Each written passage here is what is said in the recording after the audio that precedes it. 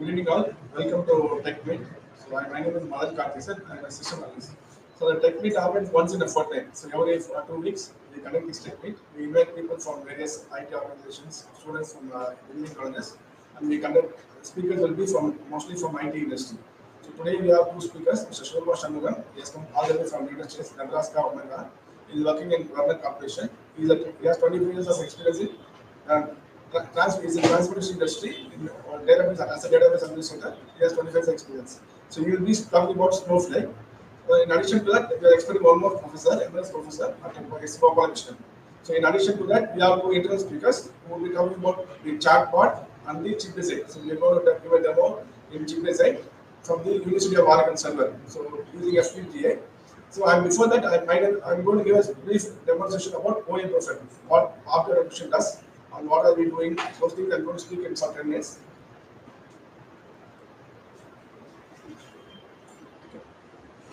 So as the first thing it says, we have tied up with University of California, San Diego. The University of California has many campuses in US. So we are tied up with the San Diego campus where we provide various internship program course. We have the various faculty professors, we have the various professors who teach online to students in University of California. The OpenPOWER Foundation is a initiative from IBM. So this OpenPOWER Foundation is an initiative from IBM. So what happens is anybody can become a member. What they can do by using this power architecture. Power architecture is nothing but a family of processors. So using this, we can do with the help of chip design. We can create open hardware designs, firmware, tools, and how to communicate. So what are three important things you can do? So they can build custom hardware systems with open ISA. So ISA stands for Instruction Set Architecture. So we can also do projects like Microwatt. Using Microwatt, it is a minimal open source software. We can do projects. We can also build our SOC. SOC is nothing but system on chip. So people who are in EEE or in ECE, so if they are in chip design, they will be having knowledge on this. So this is IBM OpenPOWER Foundation. So we can do highly scalable performance workloads on OpenPOWER based servers. So after automation, our office has headquarters in California. We have a development center in Chennai. This is our development center in Chennai. So basically, we do three things. One is research, solution development, and establishment of tech centers in various universities and colleges. So these are the 5 different verticals we do. So I first talk about what we do for academic. So we set up center of excellence in various universities and colleges. We establish center of excellence. What do you mean by center of excellence? It's nothing but procuring order and software for that needs. Like now we are in a chip design boom or AI boom. So whatever the requirement management from the university and colleges ask, we provide them. That is the first thing. So regularly we conduct FDPs, faculty development programs for the universities and colleges. So that's the industry gap. There's a gap between the industry and the academician. So in order to fulfill this, what do we do? We regularly conduct faculty development programs for various universities and colleges according to the needs. And we have collaborated with New Jersey Institute of Technology. It's a technology institute of technology in New Jersey. So once people finish B.Tech in India, if they want to go for higher studies like MS Data Science, we help them to pursue their higher studies in US. That is for not only US, we also provide them in Europe also.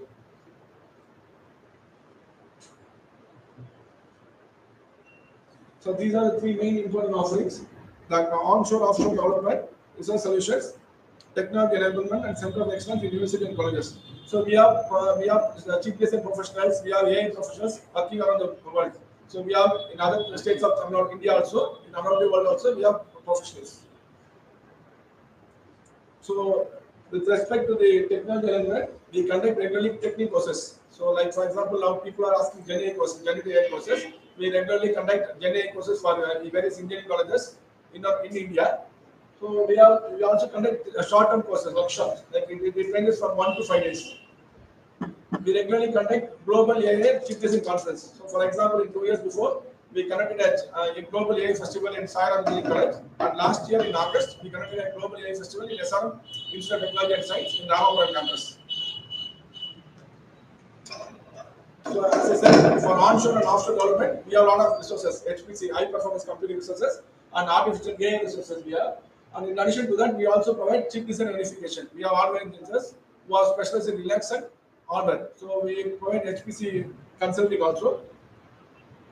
So these are the two main solutions. One is AI based solutions, other one is chip design solutions. So these are our international key collaborators. We are tied up with University of Oregon, the Ohio State University, the University of Wisconsin. So in addition to that, we also are tied up with Quantum Ventura, Escape Solutions. These are companies in the US. They specialize in HPC, high performance computing and distributed. They are in parallel processing. For example, we are in the era of artificial intelligence, Gen AI. So where we need to process large amounts of data. So we need to process at the same time. So we need parallel processing. HPC helps us to achieve this. So we are for students who are enrolled in our courses, we give access to the University of Oregon. So they can access the University of Oregon server where we have GPUs. So now in deep learning and all these things, it requires large amount of storage space and also large amount of processing power. So we for any students internship around, we provide them. We give access to the University of Oregon, not only for this, for TPS also. So currently in today's session also, our OA employee is going to talk about chip design in FPGA using the University of Oregon server. We will be giving a demonstration. So in addition to that, we have tied up with MOUs. We have signed the various memorandum of understanding with various universities and colleges. So if you can see, most of the universities and colleges are well known. So not only in Tamil Nadu, in other parts of India also, we are signed up. For example, New Horizon College of Engineering, it is in Bengaluru. So JNPA, Jawaharlal Technology University, Anantapur. We are signed up with JNPA also. We regularly conduct FDP for JNPA. So 2 years before also, we went there, we conducted a machine learning course for FDP. So we can see, so these are some of the colleges, Sai Engineering College, VIT.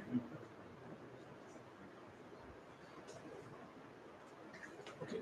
So IBM Career Education Program. So there is a college in near Pudumalli, DMA College of Engineering. So I think so one of the students are come from DMA. So what recently we did for around 400 students. So we conducted an IBM Career Education program for 400 students of DMA College of Engineering, where we went and taught them. We went and taught them machine learning, the Python language, all those things. Then we gave an IBM hands-on session on IBM Watson. So this is the help of IBM. So IBM provided us the necessary software, hardware, and the content. So we went and gave we gave the course. So we did the 50-50 from IBM and object automation. So what is happening is when we are getting an hands-on learning, IBM software lab, it is a co-branded certification. IBM from OA. So these are the things we do. Currently we did machine learning. So cyber security, AI, ML, cloud computing, blockchain, big data analytics, these are the things we provide through IBM Career Education Program.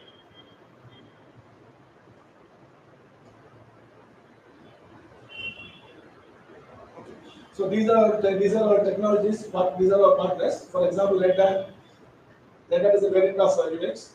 So OpenPOWER, as I told you in the very first slide, it's from IBM. OpenPOWER is a foundation through which any people, any organization can become a member of OpenPOWER. That by using this open source, a lot of open source are available in IBM OpenPOWER Foundation. They can create some chip design, fabrication, all these things they can do with the help of IBM OpenPOWER Foundation. So as I recently said, IBM Watson. This IBM Career Education Program, what we did, we went and gave the instruction, we gave the course, the IBM Watson, students were able to do hands-on learning with machine learning. So these are the things we do.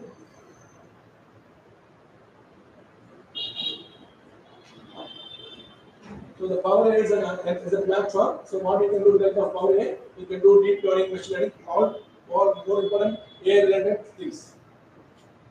So it runs on the IBM Power System AC922, which is mainly used for high-performance computing. So one of the things is we regularly conduct various courses. So these are some of the important courses we conduct for students and working professionals.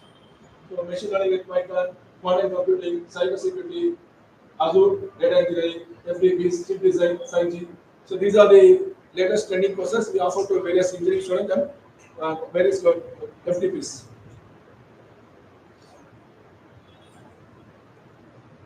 So these are the software we use.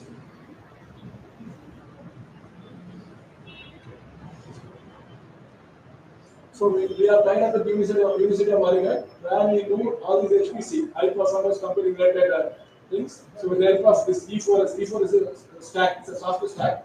With the help of University of Oregon server and E4 stack, we are doing a lot of HPC, high performance computing applications. So the XScale is a company in US where it is mainly for high performance. So with the help of SQL software, we can do AI as well as HPC.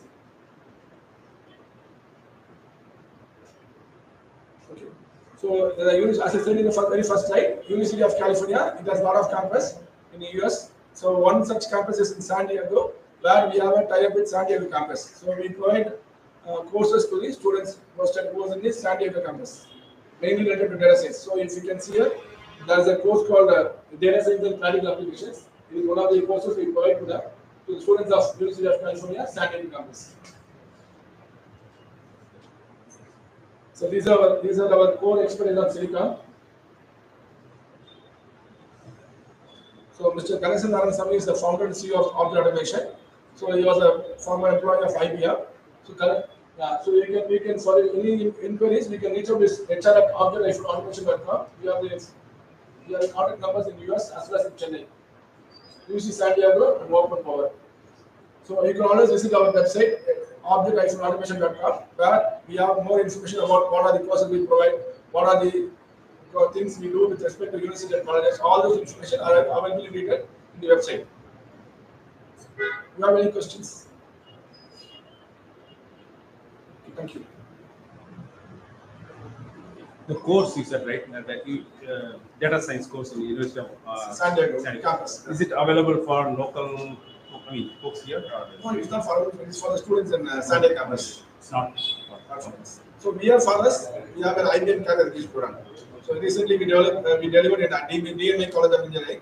So where IBM provides the content and the IBM Watson. So like IBM Watson, they provide the content, software, hardware. We went and delivered the course. But San Diego is only for students from the US. Thank you. Any questions? Thank you. Thanks for this opportunity. So now Mr. Ariyaran will be speaking about the agenda.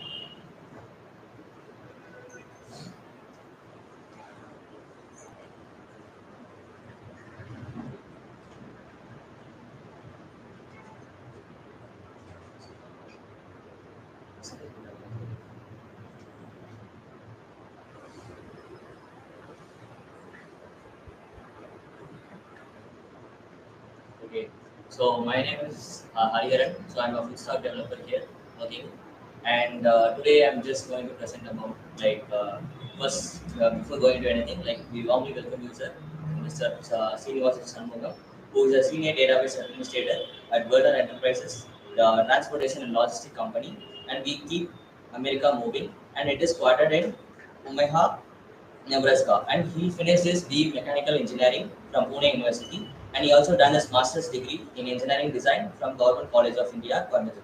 So he's having more than 25 years of experience in database management. So today he will be sharing his knowledge by speaking about Snowflake with us. So we welcome you, sir. Sorry.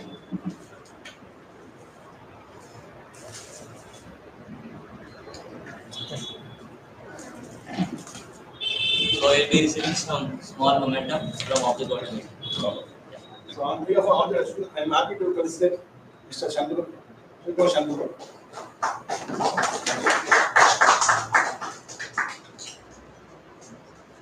So he's come all the way from Omaha, Nebraska. So a small memento on behalf of Object Automation.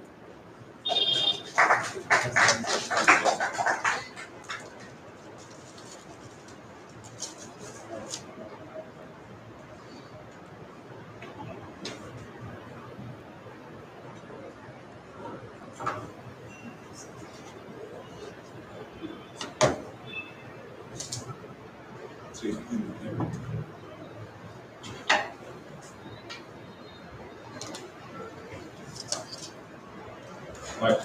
Good afternoon, everyone, and thanks for coming to this event, TechMeet.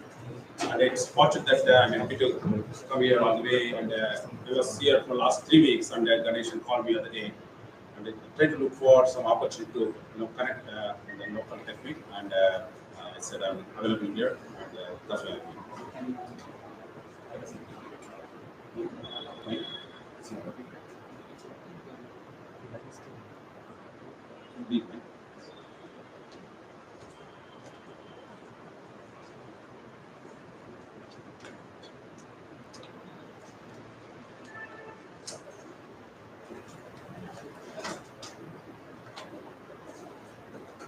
Today I'm happy to see my old friend is here. His name is Padmini, and thanks for coming. And if you all don't know, she's sister of Lakshmi Balaji, a cricket player. Sister, so thanks for coming.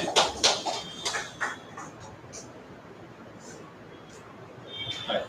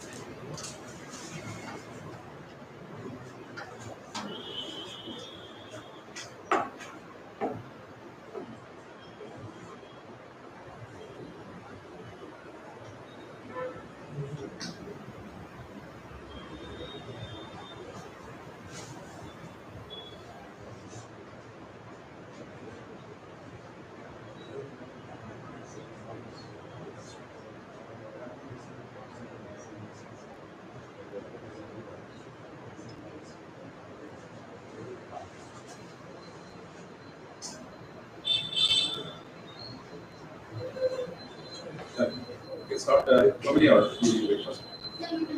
Okay. So the topic we are when we are looking at the different opportunities is about Snowflake. I will explain. We'll go through various stages here of Snowflake. Before going to Snowflake, I just want to introduce about our company, what we do, and then we just jump on to Snowflake. Again, basically my civil commercial movement. Then I have I worked with the DB2 for the last almost 22 years. And lately, our company, we are migrating our on-prem server to cloud environment, which is nothing but a Snowflake is our cloud data warehouse or database environment. So that gave me an opportunity to get to Snowflake, and I also recently I did a couple of certifications in Snowflake, which is nothing but a platform as well as Snowpro core certificate. So which is nothing but deep diving into Snowflake, and that's the main reason I'm kind of going to talk on more about whatever I learned from Snowflake. And and believe me, guys, and as Madan was explaining about all the codes, chips, right? Chip design, and these are like power, right? Future is power. Future is as it is. Future is about data. And the problem with all the companies right now, what the problem is, we have huge number of data. And for example, ours is trucking company, and we have like almost 10,000 trucks, right? 8,500 trucks, and almost 10,000 drivers that driving continuously trucks. Each truck is sending so much sensor data, right? We are getting all the data, amount of data we are getting from sensor. Think about it. And the drivers, when they're from the driver, so all this data we're getting. And the problem is we are not able to analyze. We are not looking to deep dive into what the data is about. The problem, storing all those data into a centralized repository and querying, which is very huge task, right? Traditional databases like mainframe, IBM mainframe, AS400, talk about all these DB2, SQL Server, Oracle, they all have at a certain point in time max the capacity. For example, you buy a server, you load the data, you run a query, suddenly the query doesn't work. For example, so now the problem is you need to go to the system. Hey, you know what? I don't have enough power. Add a CPU, add more memory, right? Or storage, add more disk. So we look at this scenario, it's all a cost involved. There's a cost or there's a price involved in that because if you want to add a memory, a CPU, you need to shut down the server. Memory, you need to pay the price, and the memory will be there, CPU will be there. And then when the workload goes down, it's still there. We're not going to still we're not using it, it's still there. So it's kind of it won't go on like a scaling down or scaling in. It's just sitting in a permanent shape. And as Madan said, yeah, the chip design is coming up, OpenPOWER, OpenAI, and more, I mean, GPU-based processors. They're all looking for the future is about data. And we, the problem is we don't have enough skill set. Jobs are there. We have jobs, plenty of jobs are there in United States, but we don't have the right skills. We just have overall outside, I mean, hey, I know the data science or whatever overall, but we don't have the deep knowledge, expertise. That's the problem. So that's the kind of things we are trying to bridge with object automation. And at the end of this Snowflake, this today's review, we're not doing any hands-on session today, right, Swami? We're not doing any hands-on. It's just a presentation. And if you guys are interested and pursuing your career in Snowflake or this cloud-based database system, we are going to come up with a class like we presented earlier. We'll talk to respective dignitaries and then come up with a class. It's going to be a pure hands-on lab and be a lot of exercise, and that will give you more motivation to do so. So, okay. So, as I said about Werner, we are like we are in Midwest America. Which is, if you look at the US map, the center, if you put a center point, that's Omaha, Nebraska, and we are headquarters there, and then we operate across USA, Canada, and Mexico. All our trucks move across these three entire North America, and we are run. And just quick company history, it started in 1950 with our president, his name is C.L. Werner. He loaned his truck. He was driving a truck. He loaned his car. He was driving his car and he loaned his car for one single truck. He started operating with one truck, and eventually, in the fast forward 2020, we are at 8,500 trucks and 35,000 trailer. Trailer is nothing but the truck is tractor is power unit. Trailer is like taking the load from the load. And our current revenue, if you look at given all the difficult period, current revenue is to be under less than $5 billion. That's our revenue. And if you look at this map, you need a lot of dots. The dots are nothing but trucks, right? Location, the pink data we get from trucks. And if you look at 8,000, whatever number of trucks I said, there are more located in the East Coast. You look at more in the New York area, in these areas, and we have very less in the north. We don't have much activity here. So this is the kind of data, the number of trucks sitting here. And as I said, we get big data, right? Big data, track, sensor data from all these equipments continuously feeding to our AS400 system, which is our basically transaction system.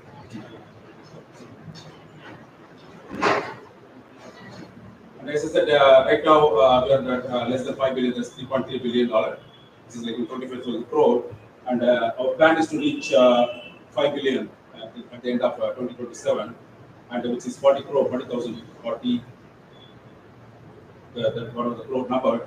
And to do that, to get to that 3.3 to 5 billion, we have some kind of activities we are doing here. And one of the things what we're doing is our on-prem. We have all the servers, right? All the on-prem servers, 400 DB2 distributed databases, SQL Server, and we have Informix. These are like various systems. We have huge data centers sitting in our headquarters. Our new strategies, we are going from on-prem to cloud environment. So nothing but, and I'll explain the cloud part, but the idea is shutting down the on-prem, moving everything to cloud. And the way we are doing is a new transportation system is called Mastermind, which is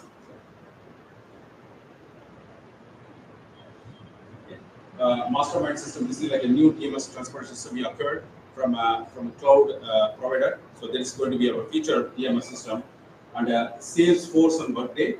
We are going to store in again. These are all like they're all SaaS products where we store the pricing and sales information in Salesforce, and then Workday. Like a company information, right? I highlighted a Snowflake here. Again, this is going to be our featured data warehouse environment. So when I say, I don't know how many of you know about data warehouse. Data warehouse is nothing but storing data, storing of data, right? And as I said, 35,000 trucks, 8,500 trucks or 31 trailer, and human resource data, all these sensor data coming in, everything will be fed into the new place for Snowflake, and we'll be taking the report out of it. And I will once I go through the Snowflake environment, you'll ask why we are doing this. And again, the Azure platform, we also have an Azure platform here. There we have SQLDB and Cosmos. Cosmos is a NoSQL database where we store in-house development application data. Because this is going to be our new Azure platform for storing data. In addition to that, we have ChatGPT, Bing Copilot, chatbot, which Tommy was talking about here. Going to play a crucial role during the development and data integration process. These are all going to be next gen tools we are going to use. One more thing, what we are doing is we are doing autonomous trucking. I mean, right now, out of 8,500 trucks, few trucks, especially from Dallas to Houston, the part we have moving autonomous trucks. So even though it's autonomous, there will be a driver sitting there, not using the wheel, but he will be sitting there and moving the trucks, just watching. That will be going, I mean, whatever that. Once you do the origin destination, you just go back. So you have some situation going on. And the employees, 2,500 employees, and then 10,000 more drivers, right? We have 10,000 drivers for operating the trucks. And again, as I said earlier, US Guru level study says employment rate for data scientists is going to grow 36% by the next 5 years. So there are more opportunity for data scientists, but the problem is we don't find the right skilled people. So just do your diligence, and folks, you are from mathematics environment, but you guys, you have a lot of insight into the data science and statistics and other stuff. You can do wonders there. So one of the things we are talking about the opportunities here. What we are talking about is with the data, right? The data, whatever I was talking about, right? Getting from trucks and sensor data. What we are I'm asking is the truck. How long the truck can run without maintenance? So we can predict based on the engine data, sensor, the temperature of the engine, oil temperature. Once we have the right numbers, and how many of you, I mean, some of you are machine learning, so you set the data into your database and then do some predictive analysis. Okay, how that performed in the past and the future. When the number touches, the future touches, you can say that hey, that's the maintenance. And just let you guys know, we spent millions, crores of dollars. If we have a truck involved in an accident, we spend, I don't believe, near to $100 million. Think of 100 million, 100 times million, 100 million times 80. That many rupees we spent for accidents. So to prevent that, we can use this kind of data and see, hey, that it needs a corrective maintenance, or will it run for next, will it reach the customer without doing, stuck in a place. So, and also this driver recently we have the driver retention, right? So in our case, what happens is a driver goes in a highway. If it doesn't like the job or you want to quit, you just get the truck in the truck shop, shut off the engine, and then throw the key there and say, I'm done, I'm quitting. So what happens is our load will be standing there. As a risk customer, we will be paying a lot of penalties for that. So now the idea is we get that driver data, whatever they're talking in the Instagram or their comments, what they're talking or what discussing and typing in the every truck has a dashboard. They will be talking, multiplacing. So with the data, can we find some kind of predictive? This driver is so upset. Like we can do some kind of sentiment analysis. Whether the driver will be putting in the next month or next day. If we go in advance, then we can go and prevent that situation. Go and talk to him, or increase his salary or increase his compensation, whatever we can do, and make him make sure that truck goes to the right place. So what I'm trying to say is data is sitting there, and we can do wonders with this. And company turnover next 5 years will be achieving 5 billion with the past data we can do. And as I said, accident prevention and life, like battery life, we are doing a new project around battery life, how long the battery life, and weather alerts, right? using that K-means clustering algorithm. Can we do predict based on the weather? And I mean, weather is costly in the United States, especially tornado, hailstorm. These are all spending thousands and thousands of dollars, right? So we can do some predictive analysis based on the weather and alert the driver, say, you know what, don't go there. Take a reroute the path so that you don't get into long costly repairs or so. Just giving a kind of some thoughts in this predictive modeling perspective. Now, just jumping to Snowflake, as I said in one of the slides, we are using Snowflake to migrate from on-prem to cloud, right? Cloud platform. So what is Snowflake? If you look at Snowflake, you think about snow, something snowing and flake, right? Thing is, Snowflake is nothing but a database on cloud, sitting a database on cloud platform. Why is called Snowflake? Because in way back in 2012, there are three co-founders. They found this beautiful database platform. They named it because they are like in US, you guys know in US somebody likes snowboarding, right?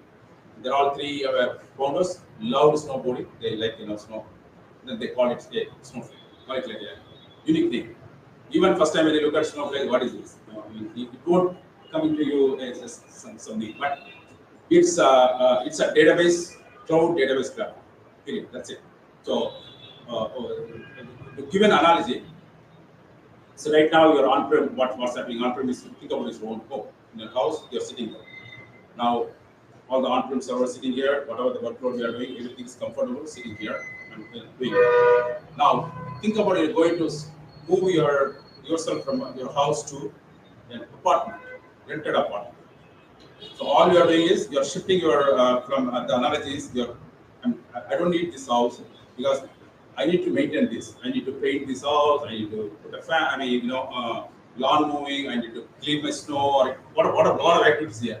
Once you go to apartment, all the activities done by the apartment complex, whatever that somebody else. You don't need to. You just sit there, comfortable, just hang out. That's it. Your place will be. You are going to a beautiful place. So that's the analogy between on-prem and cloud platform. So the idea is we are pushing all the data from on-prem server to a different cloud platform, which is sitting in somebody's place. So the idea is we're going to shut it down, and I will explain what is the benefit of cloud, moving to cloud in the upcoming sessions. So it's founded in 2012, and then it went to public in 2014, and in all cloud platform, which is nothing but you all know that the main competitor in the right now the world is AWS, Amazon Web Services, Azure, Google Cloud, and then IBM. IBM, they don't have that much stake in cloud, but they have a footprint there. But unfortunately, Snowflake doesn't support IBM. It supports these three platforms: AWS, Azure, and GCP. And if you guys are, somebody said, some of you took Azure certification, right? So those will be helping you to when you're learning Snowflake, you'll be using those some kind of some of the technologies what you learn. You'll be using this Snowflake. And it went to IPO. I don't know what is the share right now, but it's over $300 per share. And in 2020, so from 2020, it's starting in NYSE, New York Stock Exchange. It's it's good IPO. So what is Snowflake, right?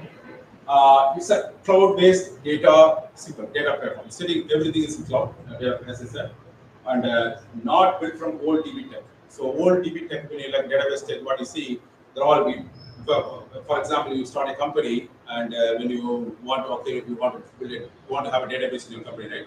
First, what you do, you buy a huge server, and then you buy a disk, how much data you want to store. Then server, you want to have that much kind of CPU power you need to do. And then all the authentication, everything you'll be doing manually using occurring employees. Each platform you'll be employees, like system administrator, you have a database administrator, you have a network administrator. You'll be kind of a group of people hire, buy the product, bring the server on-prem, set it up, and then basically you're building your own house, right? The own house you're building, which takes 3 months, 4 months, 6 months, whatever the number of the days it takes. But in this scenario, when you say cloud-based platform, It just takes one button, right? You don't need to worry about building a house from scratch. We just before this session we had a hands-on lab on building a small account. It took like within 5 minutes we built a database platform. That's it. Goes basically built an apartment house. We basically went to this reside in an apartment. So the good news is it goes faster. Built a database in much quicker time. Bad news is the problem with the apartment is for each day or each second you leave that apartment, you have to pay the price. It's like you have to pay as you go, right? You have to pay each. Suppose you are running a query and it takes a little longer. Whatever the number of CPU it runs, you have to pay the price. So continuously pay price. But for a longer run, this is going to be enough. You will click. And as I said, this is a cloud native and separates compute from storage, and compute and storage are separate, and it's a SaaS. So when you say SaaS, there are three platforms. When you look at a cloud platform, there are three acronyms you'll be hearing, like IaaS, infrastructure as a service, platform as a service, and the last thing is software as a service, which is nothing but the entire software and the database and whole suite is given to you. All you have to do is worry about your setting about your database and your application on the platform. So that's why it's called software as a service, which is like a higher level, from a PaaS, IaaS, and then SaaS. All right. So as I said, SaaS, the quick setup and minimal upfront cost. Cost is minimal. So setting up is quick. In a fraction of a second, instead of spending like months, you can set it up fast. And then it's fully managed and eliminates need for the maintenance. As I said, all the maintenance is done by infrastructure, right? And again, it uses a subscription-based price model. This is a pricing model they have. So now when I said that customer maintenance infrastructure, what do you do as a DBS, right? Database administrator, what we do is when we build a database, we are in charge of tuning the system. Like we call it index, right? When the query was installed, we manually go and find the indexing, what kind of index pattern it takes, or the data gets cooled, we defrag the data. Now they will fragment it. Data will fragment it. We need to defrag the data. We need to back up the database continuously. We need to take the backup because something goes crash. We need to recover from the backup. And there are a lot of as a DBA, we'll be doing a lot of activities. But when I say here, you don't need to do it. Everything is done by the system. When you say system, there's no backups, no indexing, and no data squeeze. So everything is done by the backup.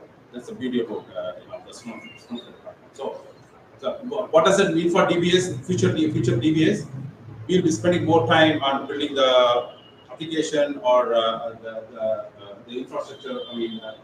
Increasing the data integration.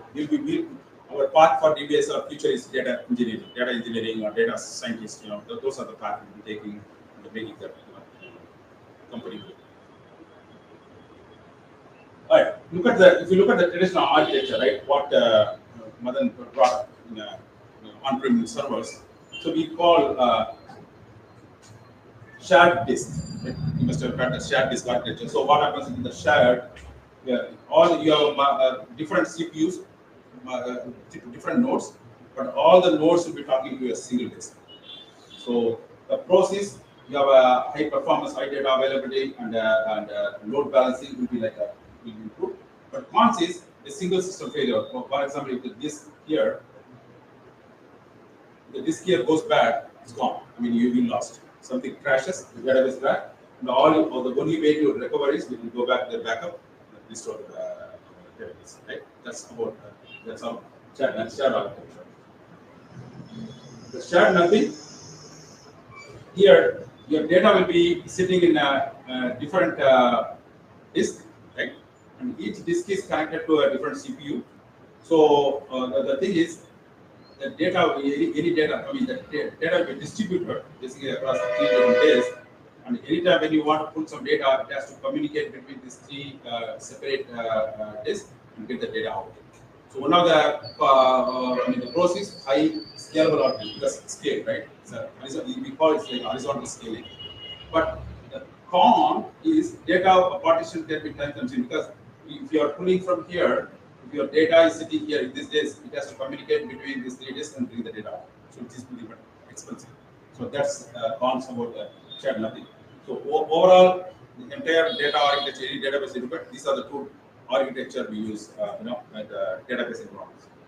So now, jumping onto Snowflake, we call it like hybrid, or combining the shared nothing and shared. We call it like a hybrid architecture, right? That's how they design. And if you look at this picture, this is basically the Snowflake overall architecture. So what you see, we have three different layers in Snowflake. One is cloud services, another is query processing, and database storage, right? So if you look at here, all this data is sitting in a, even though we have a different disk here, I'm putting a different disk, but it doesn't, it's like a shared architecture. Data is sitting in all the places in a kind of micro partition architecture. And here in the query processing layer, we have what we call the virtual warehouse, right? Virtual warehouse is nothing but I showed you that processor, right? CPU. Here we call the virtual warehouse, which has its own processing power as well as the memory sitting. And this is, if you look at this, both are decoupled. Storage and the processing is decoupled, two different environments. And then the high level, we call it cloud service layer. So this is the brain of Snowflake architecture. So that's where authentication and access control and the infrastructure management and the optimization for the queries and the metadata. So metadata is never catalogs, like the system tables, system that manages there.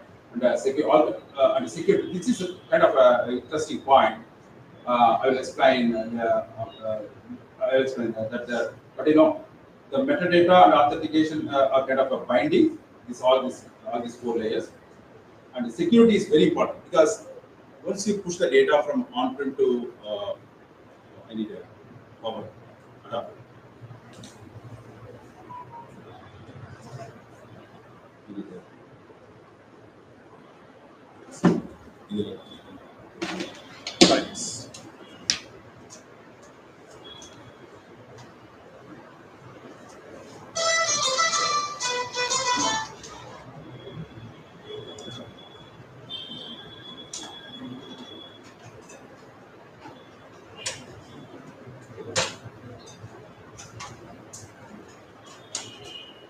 Sorry, using board because the system is on, so using board. So security, because the data, once you move the data from here to the cloud platform, all your PI, we call PII data, like in this case Aadhaar card number, your date of birth, your personal information is running somewhere in cloud. So hackers will be always hacking data. That's very, so the security is very, very crucial in cloud-based any cloud platform. Security is very crucial, and then that system is built for that very secure. They have a different kind of firewall, private link. Even though they're all in public cloud, they have like their own security features so that hackers cannot get the job. That's how they, in case somebody is hacking data, the SaaS, whatever that the Snowflake is liable, then it's a big thing, right? Somebody's looking at their own data. And also we have a different kind of caching environment here. So any query when you run here, first time when you run, when you pull the data back, the next time when you rerun the query, it won't go back to the disk. It will use that we call a query result cache. So it will go to the cache, and then the query result cache is there for like 24 hours. So within the 24 hours, the cache will be there. And again, you run the same query within the 24 hours clock. Again, it will be using it again. It will go for up to 31 days. So for 31 days, if you're rerunning the query daily, your cache will be there. And then after 31 days, it will reset. So what that means is, first time when you're running a query on a table, suppose the query takes like 1 minute, right? Pulling the data from this. And then the second one, then it will see in the result cache. The second time when you run, just within second minute, you can experience that in the Snowflake, because data is pulling from a cache controller. This is sitting in a like a memory. And also the metadata cache is nothing but when you are pulling like a, for example, when you do a count star from table, right? The table there, count of table, or look at the column names on the table. So those are all like a system information will be pulled from metadata, which will be like pulled from basically metadata. It won't go to the disk. It will pull it from metadata. Always the metadata cache is always there. It won't go to that disk. And the warehouse cache is nothing but when you first time when you run the query, and then when you bring the data back, it will come through there's a local disk sitting here in the warehouse. See, I showed memory and local disk here too. And next time when you run even though when you are not running the same, if you run the same query, it will put on result cache. But if it's not similar query, but the data sitting in this disk, it will put from this warehouse cache. Until the warehouse cache will be there, until it gets stopped and restarted. So this is kind of three different types of cache in that Snowflake architecture, and these are the main core layers on Snowflake. And this is where we spend most. If you are doing a Snow Pro certification, most of the there will be a lot of questions. They will talk about this the architecture part. I suggest you guys go deeper, keep asking questions, and what each environment does and what are the commands. We have so many. Just by looking at the metadata, there are so many like 100 to 150 tables, system tables that they manage that. I'm just making it simple here, but each platform they spend a lot of design architect here, and then you can do so many things. So this is like overall architecture. Any questions so far, guys? Feel free. Feel free to stop me, and then yeah, go ahead. So what are the pros and cons of hybrid architecture? Okay, so that's very good. Since we talked about those things, so the pros and cons when you look at it, so the database storage and query processing layer totally decoupled. So what that means is, in this scenario, right? When you look, for example, when you anything happen here, this layer totally doesn't affect this CPU. It's not tightly bound with CPU, right? So today, this means today, for example, I'm running a query using we call this is a virtual warehouse. Virtual warehouse size, there's a number of I told you, right? Processor size. So what we call the extra small, like T-shirt size they call extra small, medium, large. This is number kind of naming the warehouse size. So more the workload, you can use the different size of warehouse. So today you run a query, right? It took like 5 minutes. So you use this warehouse, it took 5 minutes.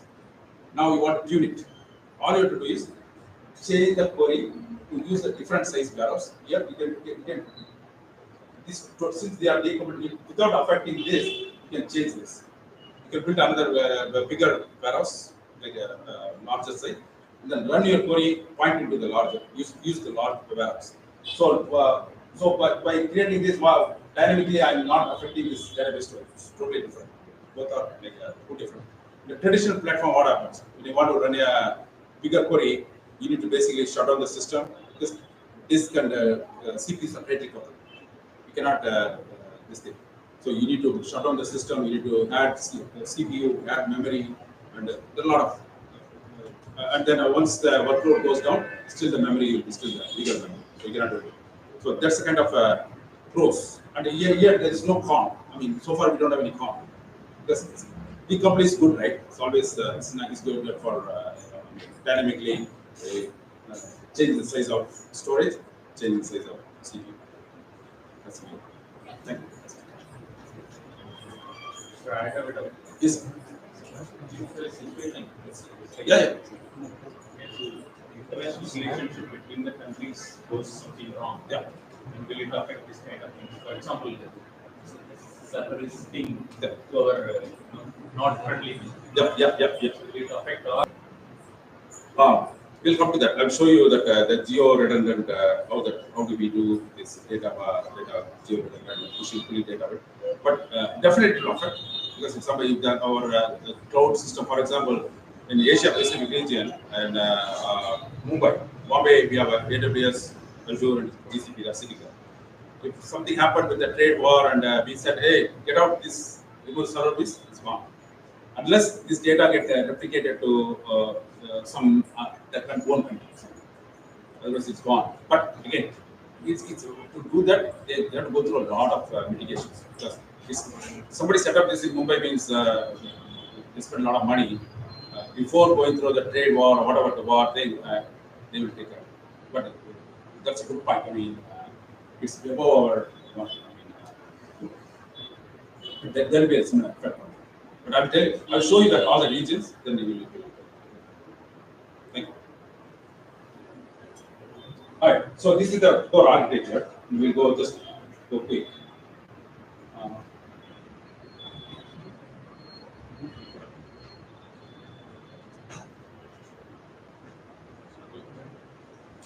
Since it's over, it's not.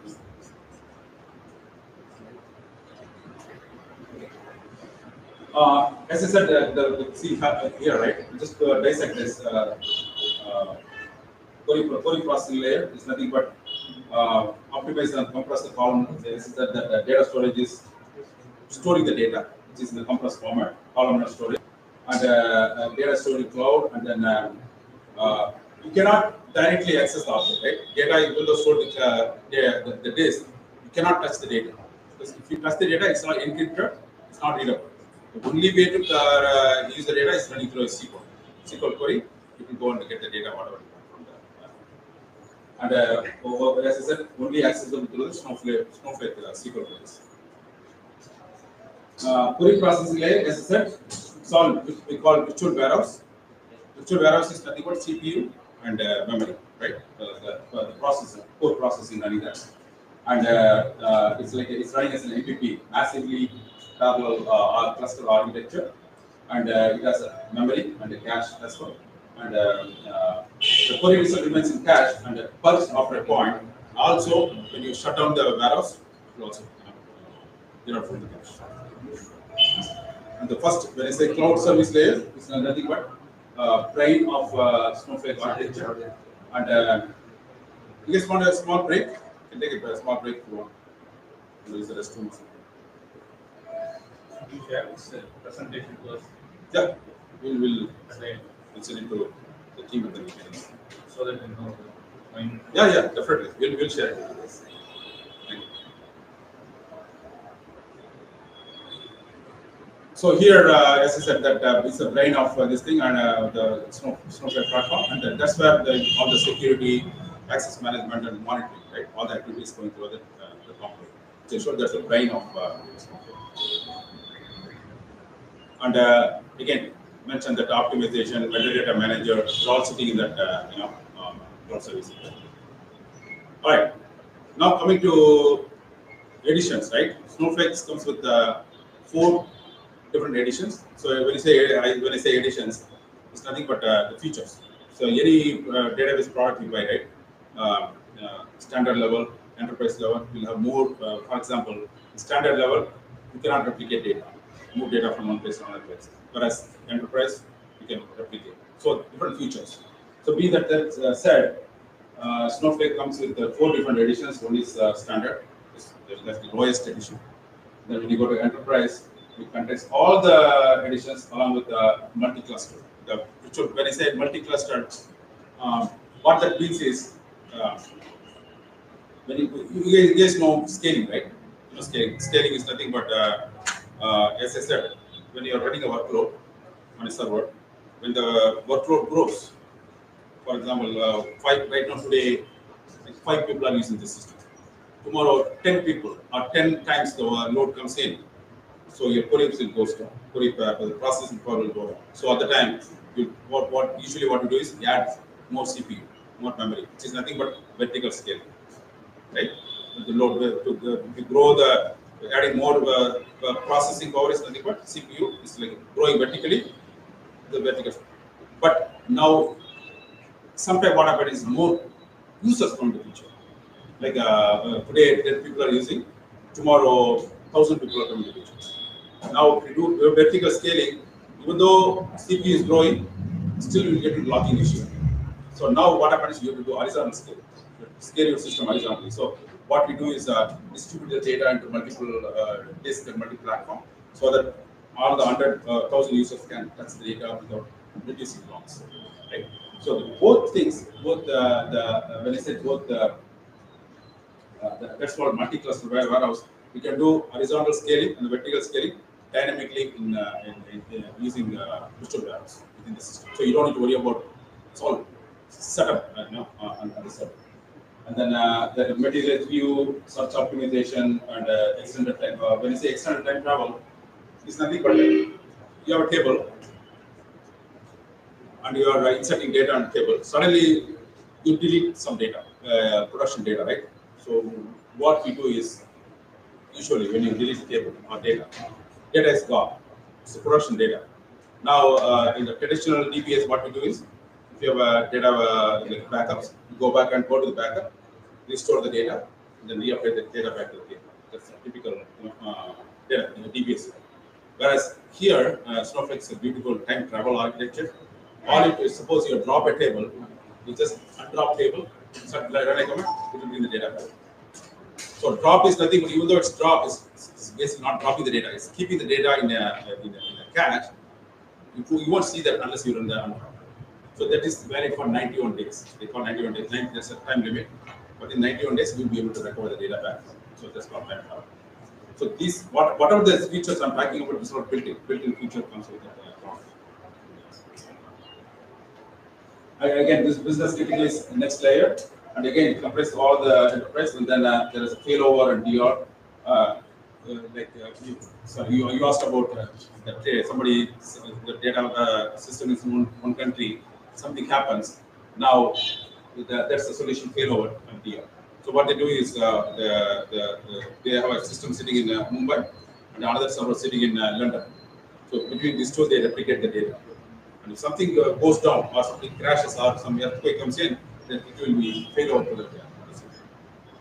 That's it. The business critical side.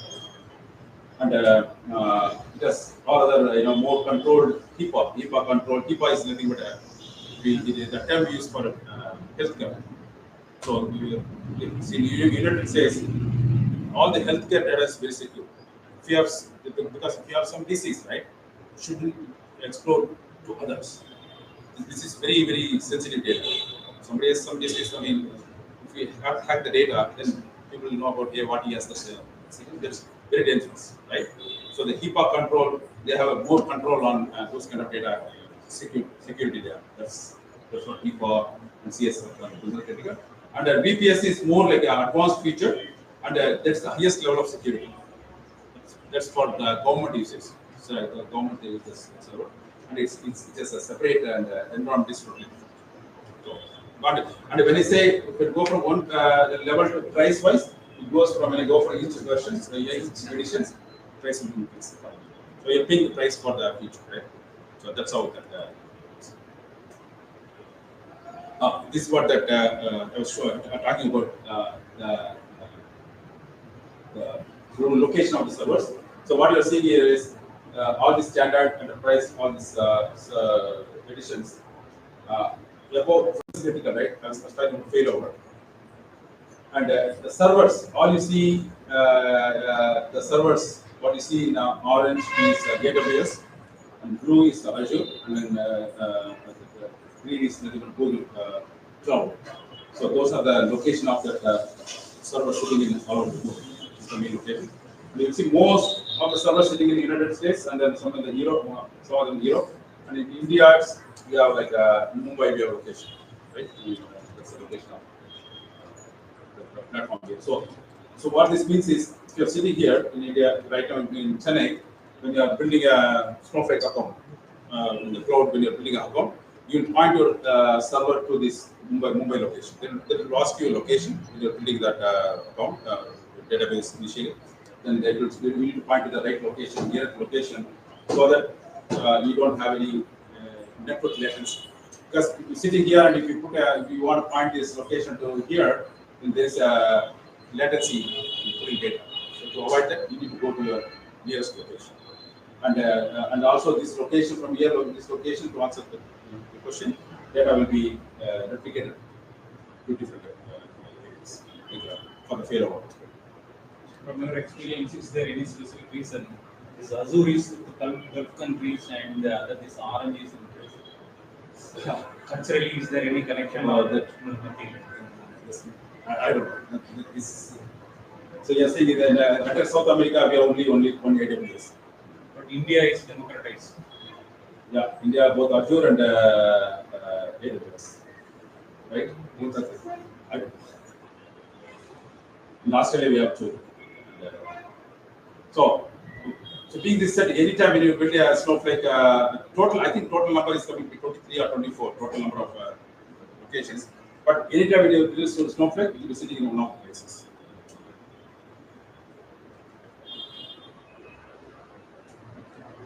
Okay. So now we saw architecture. Now when you go a little deeper in the Snowflake, we call like a hierarchy, right? If you look at the hierarchy of the containers, the top level is organization. So organization is nothing but a company. For example, object automation, right? That is the today when you are building a Snowflake account for our object automation will be the organization, and underneath the account is the we build the account, and within the account we have I showed you that a warehouse, database, and roles. They're all coming in the same level, and again within the database there's a database role and then schema. We talked about it, the hands-on the schema. Within the schema, we call tables, views, stage, store procedure, UDF, and other database objects. So this is like one level of kind of one picture shows how that objects are related to each other. So anytime when somebody is saying, "Hey, where is the table?" The table is sitting here. When you want to look at the table, you need to go to, if you're from the organization, you need to first go to the organization, you go to the account, and then you need to go to the database. And from the database, you need to go to the schema. And the schema, you need to go to the table. Right? That's how that is done. So these things you need to memorize. For the exam perspective, you need to go thorough understanding on how that, level of hierarchy for each object. Okay, data types. So those work in databases, each table, we have a table, and the table has column. Then each column will be defining a data type, right? So traditionally we see all the numeric is all the numbers, number, decimal, numeric, integer, float, this all, it all has. So when you go up to the character, and Madan, to answer the question, we call string and binary. String, we saw the table string, right? So with the string, it's entirely sources we are from. That's the data that is easy.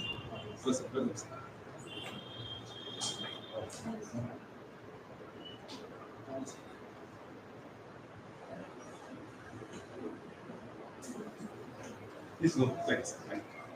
So string data type, it comes with the varchar and character, and then also string can be called text and binary.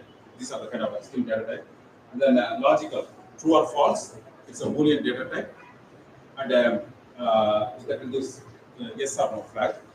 And date type, to store the date time, we have a date type. So date time is under timestamp. Right? Timestamp is the full up to milliseconds. It's stored. Date time will be like up to seconds, and then date is just a date. And geospatial, like the geographical data, they got geography and then geometry data. So there we store the spatial data we stored in the data type. And this is very interesting stuff, right? And semi-structured.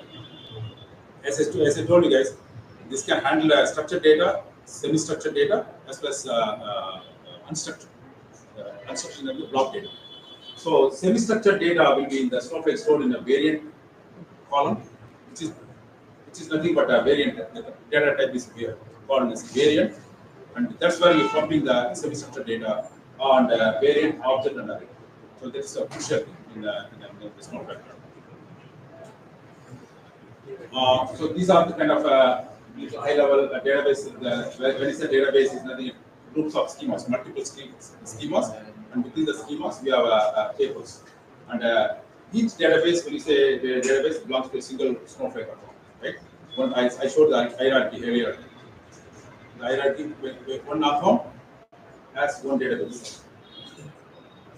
This database is pertaining to one account. So this database cannot, once you create the database, you cannot move into a different account, right? Or you can share between accounts. It's all pointed to one single account. Okay. Tables. So when it types of tables, right? We talk about tables. So anytime we talk table, just to store data. So Snowflake, we have 3 types of tables. One is permanent table, which is sitting there. Once you create the table, it will be available until the table gets dropped. It's sitting there. And I talked about time travel. This is how long we can have the data, and then something goes bad, we can recover the data directly from the through time travel for the 90 days, 0 to 90 days. And the transient table is nothing but, again, until it drops, it's also similar to what we have in persistent, but the data will be only the temporary. When I say temporary, the difference between the permanent and the transient is the transient we can recover the data for 90 days, and the transient we can do only for 1 day. So today you loaded data in the transient table, and then after a couple of days you cannot recover. If something bad happens, you cannot recover the data. So that's the transient. And most of the time we use for volatile data. Then the data size goes up and down, right? And temporary is nothing but session within the session. You start a session, you define the table, load the data, end the session, the data is gone. Only within the session you will be using the temporary data. And then temporary data cannot be used by another session. It cannot be shared. Only for temporary purpose we will be using this. Okay, now we saw all these things, right? The beautiful architecture, but as a data, when you look at data going from moving data from one place to another place, the traditional system, what we do, we have the, for example, if the data, we build a system, database in your Windows platform, you have the data sitting in your C drive. And then from there, you move the data to the database. So like that, since the Snowflake is a cloud platform, any data sitting in our local drive or external, any places, it has to be moved to a place called a stage. So we need to define a stage, copy the data from a local place. I showed you an exercise. I think we did some kind of doing our hands-on. We copied the data. We push the data from a local to a stage, and then move to the Snowflake tables. And there are a couple of stages, types of stages. One is like internal stage, which is within the Snowflake. Another is the external stage. This is like the external stage. This external stage is nothing but sitting in a Google, AWS, or Azure in a blob storage. So that will be sitting in an external storage. So from there also you can copy the data to the directly from here. You can copy that data to the table, or you push the data to the internal stage and then copy the data to the table. So that's about the stage. And these are a lot of questions in production. They'll be going through this kind of asking this kind of questions. Again, the same way we loaded data into the table. Now we want to unload the data back. So why are you unloading? Because somebody's asking, hey, I want to see the data and ship it to some other person, or I want to skip it in another place, something like that. So the unload also, we can copy the data from table into an internal stage, like that, or you can get, and then from internal stage you can put a get command and then get to the local. So that's how you do it. And then that's how you again able to the internal stage, table stage, and then user stage. All the stages you can read the data back from the database stage.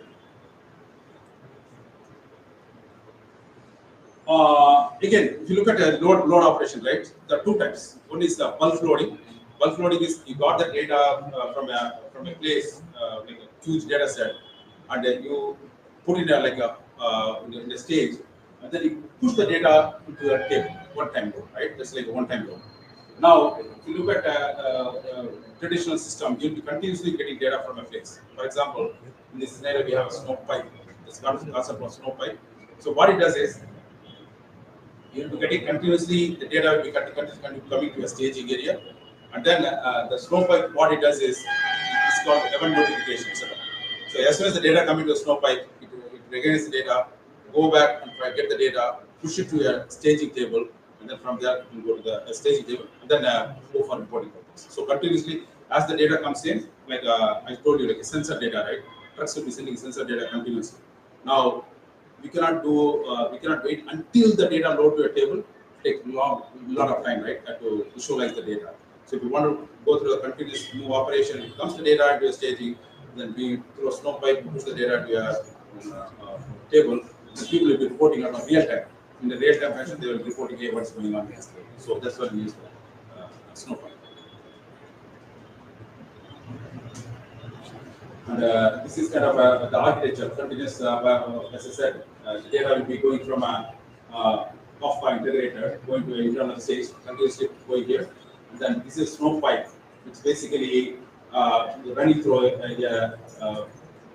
when I say snow pipe, it doesn't use, I told you guys, virtual warehouse, right? Virtual warehouse is used only for bulk load. Bulk load, virtual warehouse.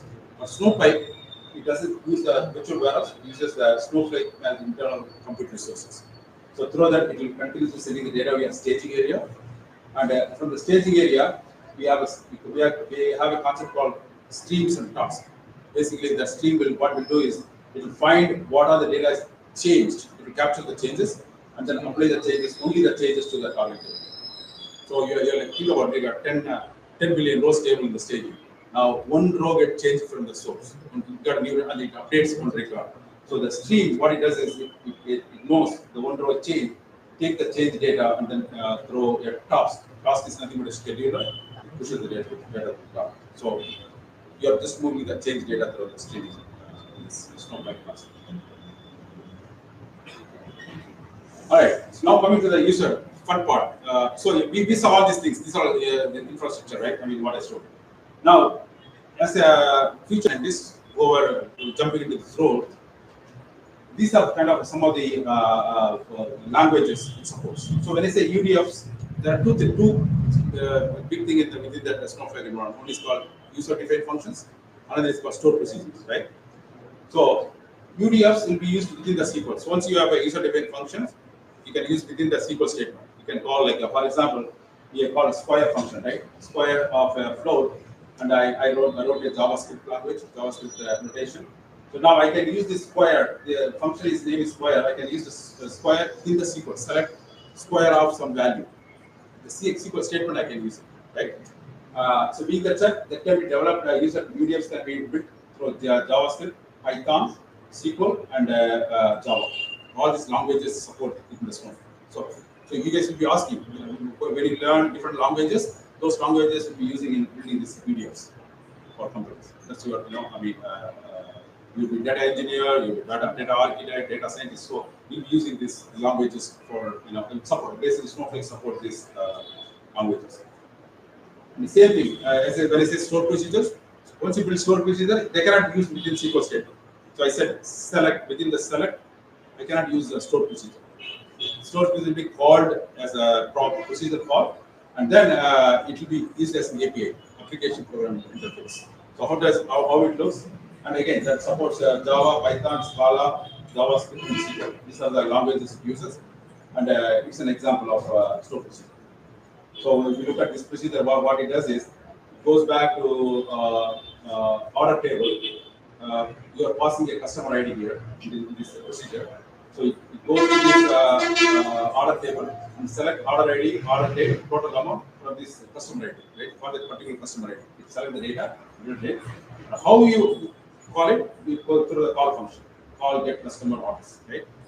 So if you are good in programming and writing in a Python language, you'll be using this building stored procedure for as an API call for Snowflake.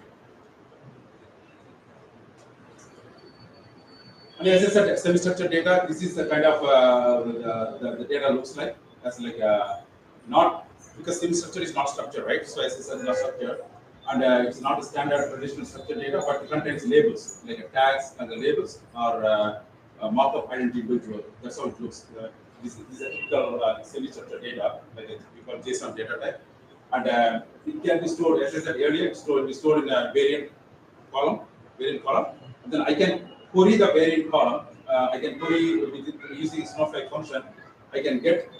See, if you look at this data, it's sitting in a single row, single value, but I can flatten the data with, I can get which hobbies this particular John Doe, whatever he has, I can get the data out using the flattening functions, which is it's a beautiful one of this Snowflake has that advantage.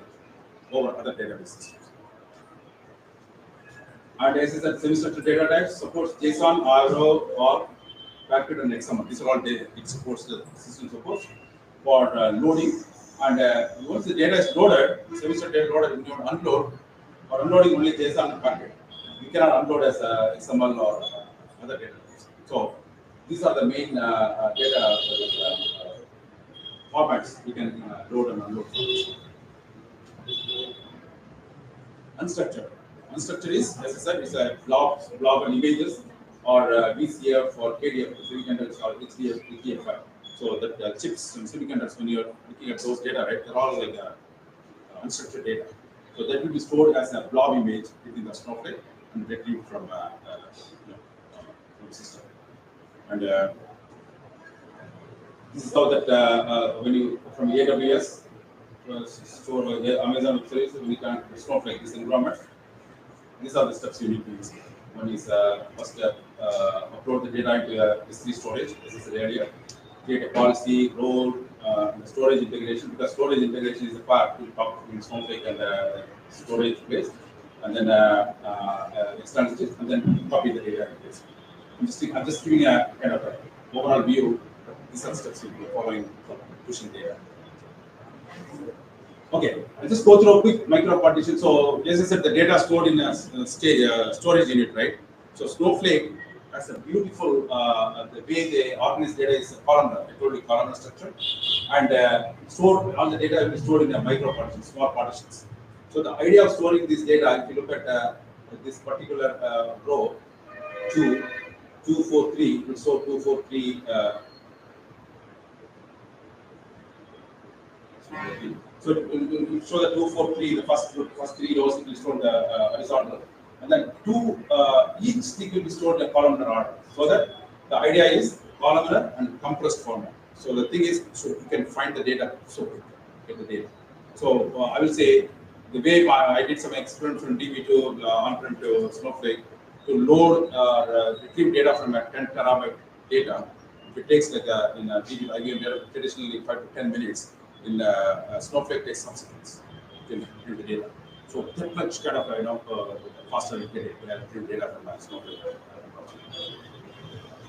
And along with micro partition, data clustering is nothing but keys clustering.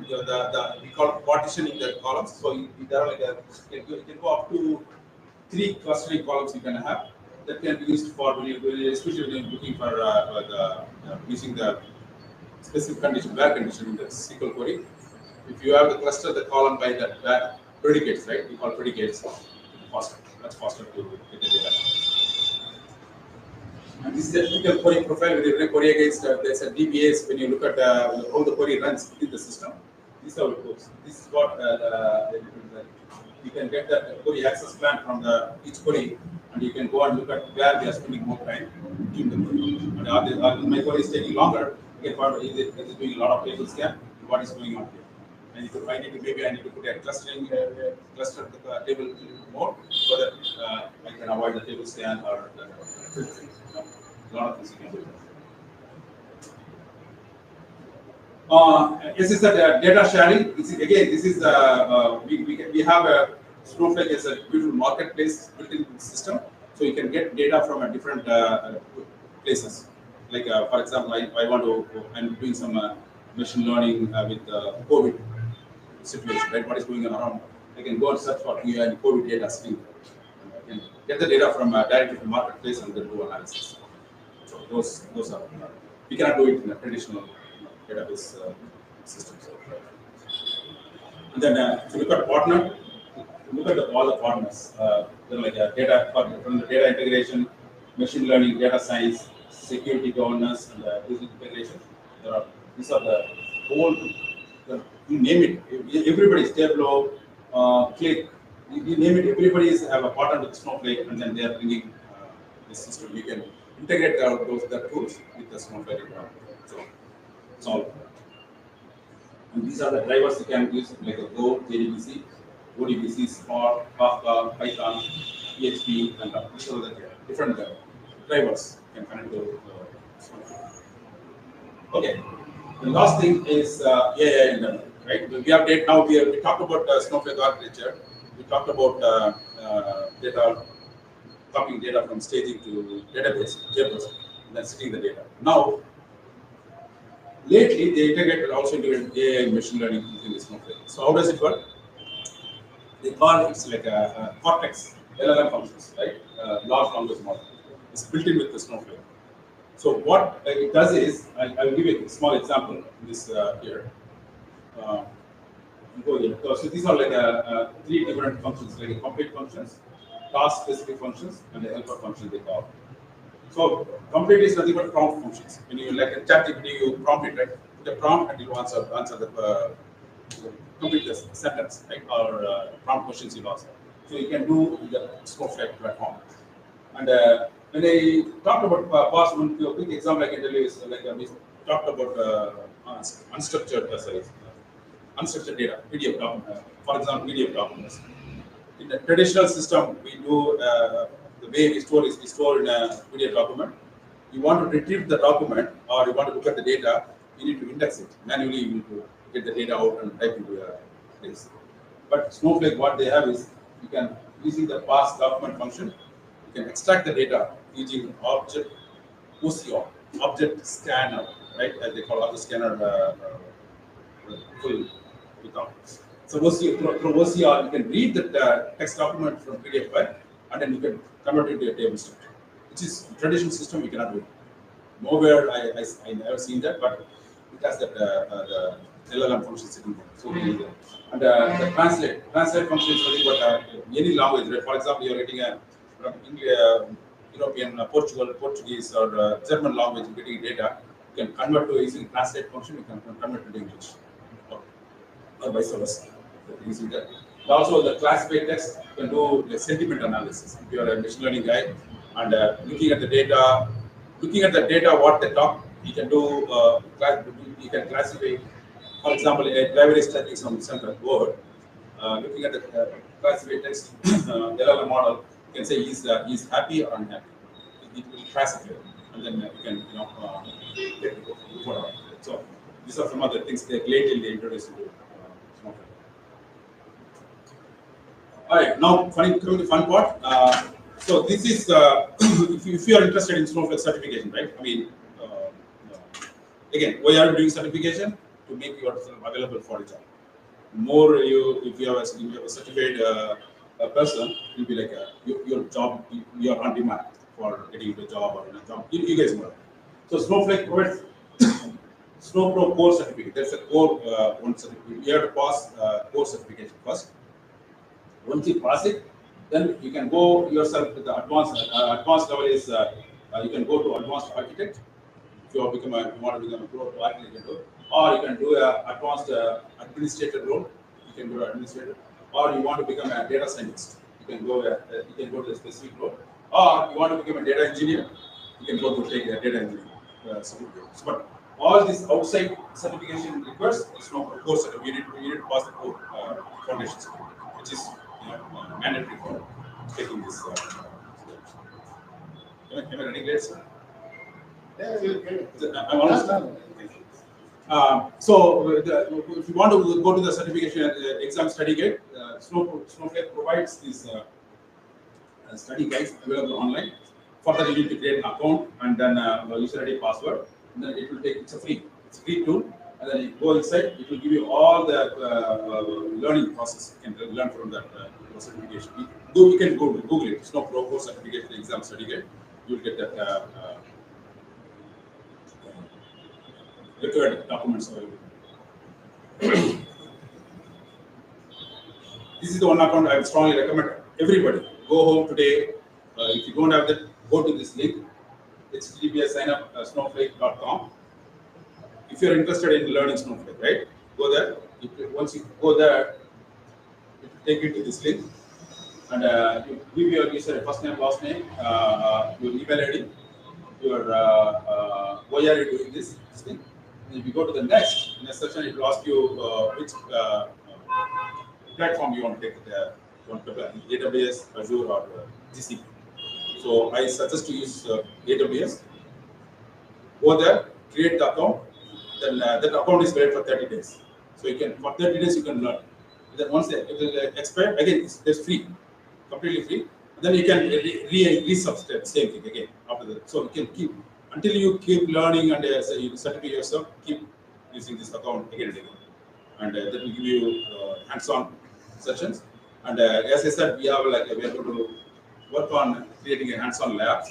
And if you guys are interested, we'll conduct some more sessions with hands-on. Bring your laptop, we'll work through each, whatever we study in the architecture to the end, we'll work through examples, like data loading, flattening data, or security, all the models which hands-on, we can do that. And now, we just want to end with a small note here. So, one of the, see, I'm kind of 55. I'm doing this certification. You know, I mean, so one thing coming to my mind is Steve Jobs' story. You guys all know Steve Jobs, right? Apple's founder. So he always come up with a point called "Stay hungry, stay foolish." So what do you mean? I mean, if you look at his life, right? Steve Jobs, he born to a graduate. His mom was graduate. Just because he's not even graduate, he's still the mom. And then he, as soon as he born, she came to put him in orphan, immediately given to an adoption. He was like he went through a hell in his life. And if you look at his college life, he slept in his dorm floor. He starved for food. He went through, his childhood was not done. So, and then if you look at a later part of time, when he started Apple, he got fired from his own company. Whatever the company started, he fired Apple, and they went to start another, the next one, and then he came back to Apple again. So the billionaire, the guy with the Steve Jobs says is, stay hungry, stay foolish. The meaning is, always look for opportunities. Don't think that this is the end. Always think for more and more, and don't stay. I'm done with this. Keep trying to get into more and more. And always think. My policy always, today were the last day of my life. What I would what to do, what I'm about to do. That's always think that way. That will motivate you, and then learn more and more in life. And then last, again, the essence of stay hungry, stay foolish. The pursuit is will be pursuing your passions and will be enthusiasm and then dedication, right? When you go always looking for something I want to do, and then stay foolish. Sometimes you have to stay foolish. You need to be ask questions, foolish questions. It doesn't mean that you are fool. You are correcting yourself, right? Be that, and then always learning, keep learning, growing, and then make mistakes, and then learn from mistakes, the lessons, and willing to take risks. Try to take risks. I mean, nothing is impossible. That's BP, and then always stop. I'm curious. Yeah, why are you doing this? What is this? What is, when you're talking about mother and talking chick, what is that? What are you doing? Is there any opportunities? And whenever you're getting opportunities, don't just grab it and then you'll be successful. Thank you so much. That's all. Any questions? And we'll leave our email address with the comedy. And then any questions, let us know. And then we'll distribute the presentation with you. Thank you. It's all yours. Sir.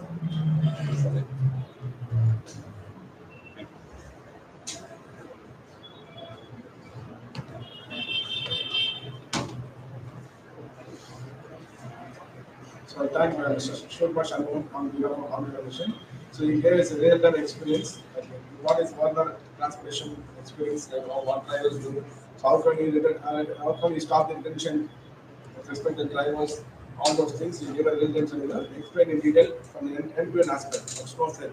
So how you creating a schema, database, table, and to certification. So what are things needed to get a certification in Snowflake? So what are, you can create a free trial account. So all these things will let people come here. So please make use of some opportunity. So I thank Mr. Shilpo Shanmugam, who all the way come from Nebraska, Omaga City in Nebraska. Thanks. Thank you. Okay. So our next speaker is Dr. Gopal Krishnan. So Dr. Gopal Krishnan completed BE Mechanical Engineering from Thailand College of Engineering. He completed his PhD degree from University Chennai in the area of safety, quality, productive, and priority to enhance the overall productivity of process industries. He is currently serving as a professor emeritus at Cambridge Institute of Technology. So we'll be talking about news. Then we'll be talking about small satellites. What way the small satellite is going to help in the new space era, and the opportunities and benefits for engineering colleges. So what are the opportunities and benefits with respect to small satellites for engineering students, colleges in space technology? So and also that. So I welcome Dr. Gopal Krishnan. So you previously served as Dean R&D. You are a college of engineering. Yeah, why, sir? 2 years before we went there, our man gave we gave a FDP. So with respect to IBM Watson, we gave a FDP with respect to using the University of Oregon server and machine learning. Thank you, sir. So I welcome Dr. Gopal Krishnan.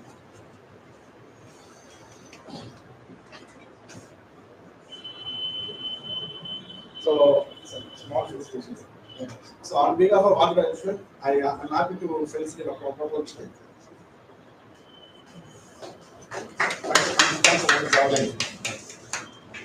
Okay. Small memento on behalf of organization.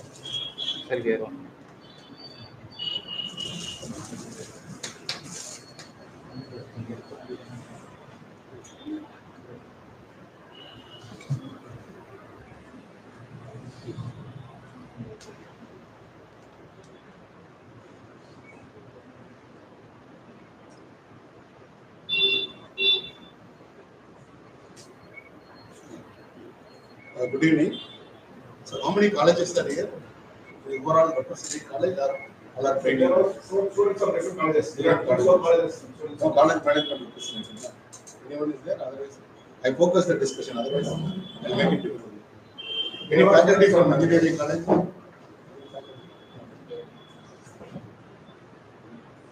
No issue. So, this entrance of Sriharikota. Anybody visited Sriharikota? India Spaceport, where all the launch vehicles are kept there, assembled with the satellite intelligence and launch.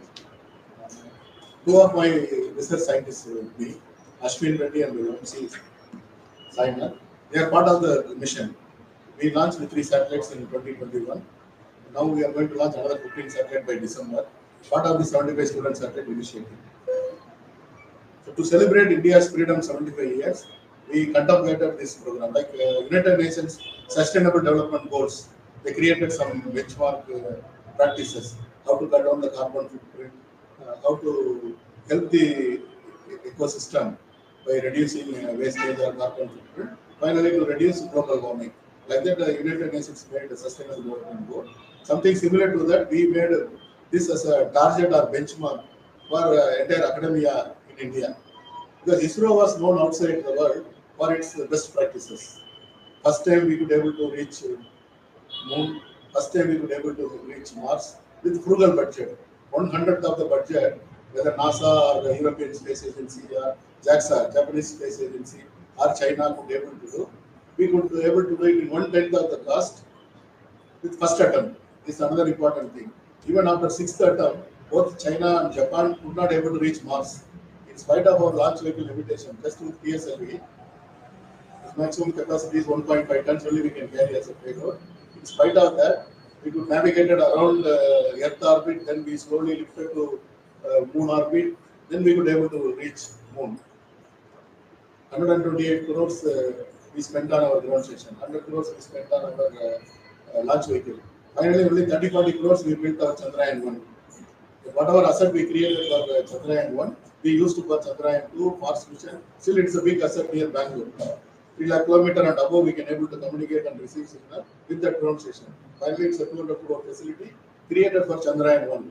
But yet, we are using the same facility. We could able to reach Mars without any difficulty. In first attempt, made an attempt, we succeeded. So ISRO have name fame, but unfortunately, Indian academic institution, we are very much lagging behind space program or space-related knowledge or experience or acquaintance. Hardly 9 satellites have been launched by all the institutions put together in India, including all IIT, NIT, RAC, and all these 30-40,000 colleges, 1,000 plus universities, deemed university, private universities, all put together. Only 9 satellites were in orbit till 2021. Just before 3 more we added, it became 12 now. Whereas if you look at the landscape of Europe or USA, More than 3,000 satellites launched by USA alone, academic institutions. Europe, Russia put together again 1,500 to 2,000 satellites, all institutions used to launch. So the practice is not that. We think that a satellite will be taken care by ISRO. Big scientist, big brain only I can do. Our colleges cannot do. We learn from our textbook or guide. Even it's true, partly true because all our academic institutions put together again, great IITs are there, NITs are there, IIS is there. But we never made any sensible textbook in the last 75 years or 100 years with reference to IISc. Indigenous textbook referred by many other countries, we never made. Few books are there from I also studied PK now thermodynamics from IIT Kharagpur. Very few here and there, but worldwide these textbooks are not popular. But unfortunately, we never created any new knowledge. If you look at the Western landscape, top 100 universities, majority are from private sector. Every university have vice chancellor and a registrar, above that CEO. They are answerable to their investor. Finally, they have to give return on investment. They have to create surplus and profit. It's not a bird word for academics. Even I consider academics become an industry. It's no more charity or service. It is an industry, but every industry have its own ethics and values. To attract customer, you enhance your business, you have to be in the race. You have to be in the market. You should be relevant. Then you have to ensure value for money for all the stakeholders, whether your internal customer, employees, or investor, or partners, or the promoter, or the technocrat, or the consumer, or the end user, or the customer. Finally, everybody should feel proud by investing money or using your product or buying your product or working with you as an employee. So this ecosystem, unfortunately, never realized the need to be more relevant and creating new knowledge. Indian academic institution miserably failed in creating new knowledge. We are writing so many papers and other things, theses or PhD thesis, MTech thesis, but what is the end use? Have we created any new sensible knowledge? Finally, we are semi-finished raw material for US universities. All our IIT finally done great job. They exported all our BTech graduates. They went to master degree in various good universities. There they performed very well, thanks to IITs. Because globally, if you look at our contribution is there in that landscape. But what our contribution? Semi-finished raw material. Like China, every medical company, pharmaceutical company, import bulk drug, then they make their own tablet or capsule or medicine, and again they export back to many other countries. We never created any new knowledge. That's what I want to say. So satellite is one area where ISRO is at par or sometimes we are much better. 7-8 countries only have the capability of building and launching satellite. So last 10-20 years, if you look at the greatest job provider was IT sector, thanks to IT revolution. So we talked about e-commerce, the e-commerce become m-commerce, mobile commerce. Now we have Swiggy, Zomato, Ola, Uber, all location-based service, anything and everything. Only shit we cannot do online. All other things we can do now online. You understand that much? It is inclusive, ubiquitous. Everywhere it is there, technology. But same way, space become now occupying that space. Traditionally, communication satellite launched at 35,000 kilometers geostationary orbit. Simple reason being Earth rotation and the geostationary orbit sync with the rotation. So 24/7 point of contact or line of sight or coverage will be there. That's why all our transponder communication transponders are located in geostationary orbit with the geostationary satellite. But it's very expensive to put a geostationary satellite. 500 to 600 crore we have to spend for a satellite.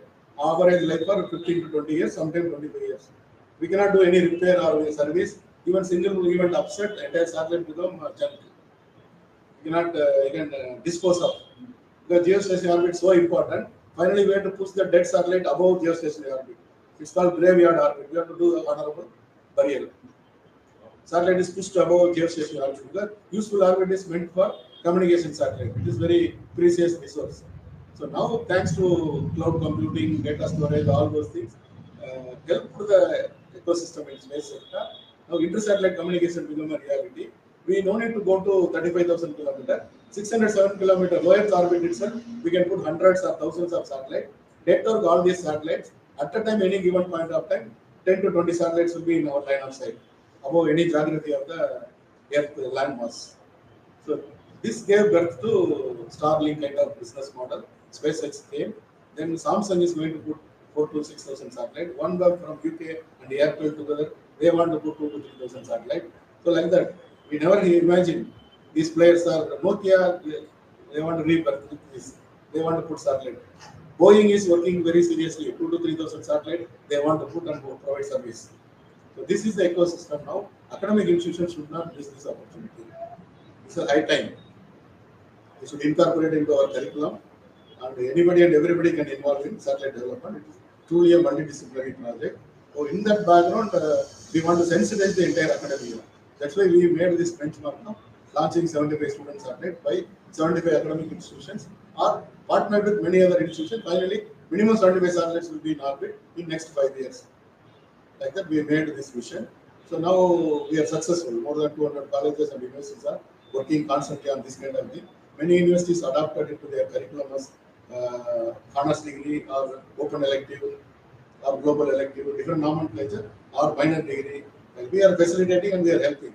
Any of your institution interested, we would like to help them to accommodate into their regular curriculum for that 160 degree specific credit required for a BTech or honors degree 18 credits. Under any umbrella, we can able to accommodate and make sure that the students are learning and faculties are trained.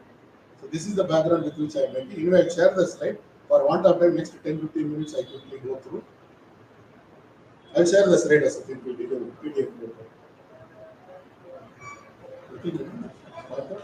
Here I can. No, I do it. He is our mentor, Padma Shri Professor Vasagam. He was former Vice Chancellor of Anna University. He was the first employee of ISRO. He is from Europe, but he was much before Kalam, and I think he was associated with ISRO. The first geostationary 3-axis stabilized satellite sent to geostationary orbit, built by him as the Apple project director. Before that, Aryabhatta, Bhaskara, both were helped by Russia, former Soviet Union. It is not a stabilized satellite.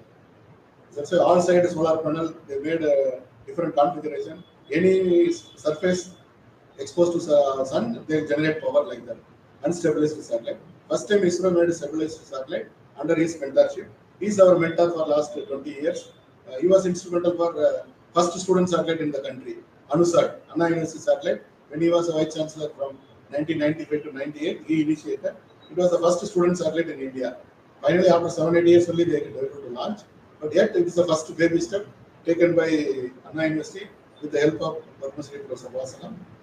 Unfortunately, he was passed away in the last February 14. So this is another interesting society, University Space Engineering Consortium, having headquarters at Japan. It's a professional society like Computer Society of India, IEEE chapter. You can create this kind of chapter in industry, create chapter in academia or any college or university.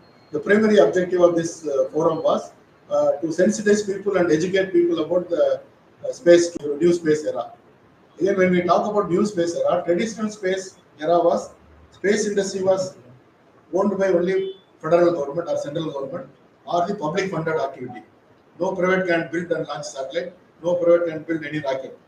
It is a closed domain by the respective central government or federal government, every country, right from NASA to ESA, JAXA, Japan or France, CNES, every country it was very closed domain.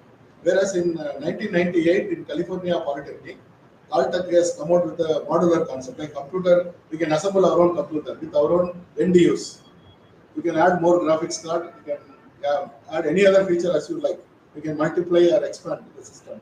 Computing capability, memory. Same thing they want to experiment with satellite. Why each satellite should be different configuration and other thing. Why can't we go for a modular concept?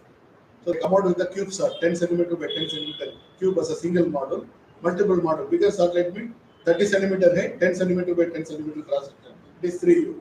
6U means 20 by 10 cross section, 30 centimeter height. 12U means again 4, 20 by 20, 30 centimeter. Like that, industry want to create a standard, but fortunately this became a great success. Then NASA adopted this as an industry standard, CubeSat standard. So now all satellite launched by SpaceX, Elon Musk satellite, all our Starlink satellites are CubeSats only. Then traditionally CubeSats were invented or created for the purpose of academic research. Later it became an industry product. Now interplanetary missions, sending something to Mars or Jupiter, even Aditya mission equivalent, all are done by CubeSats now.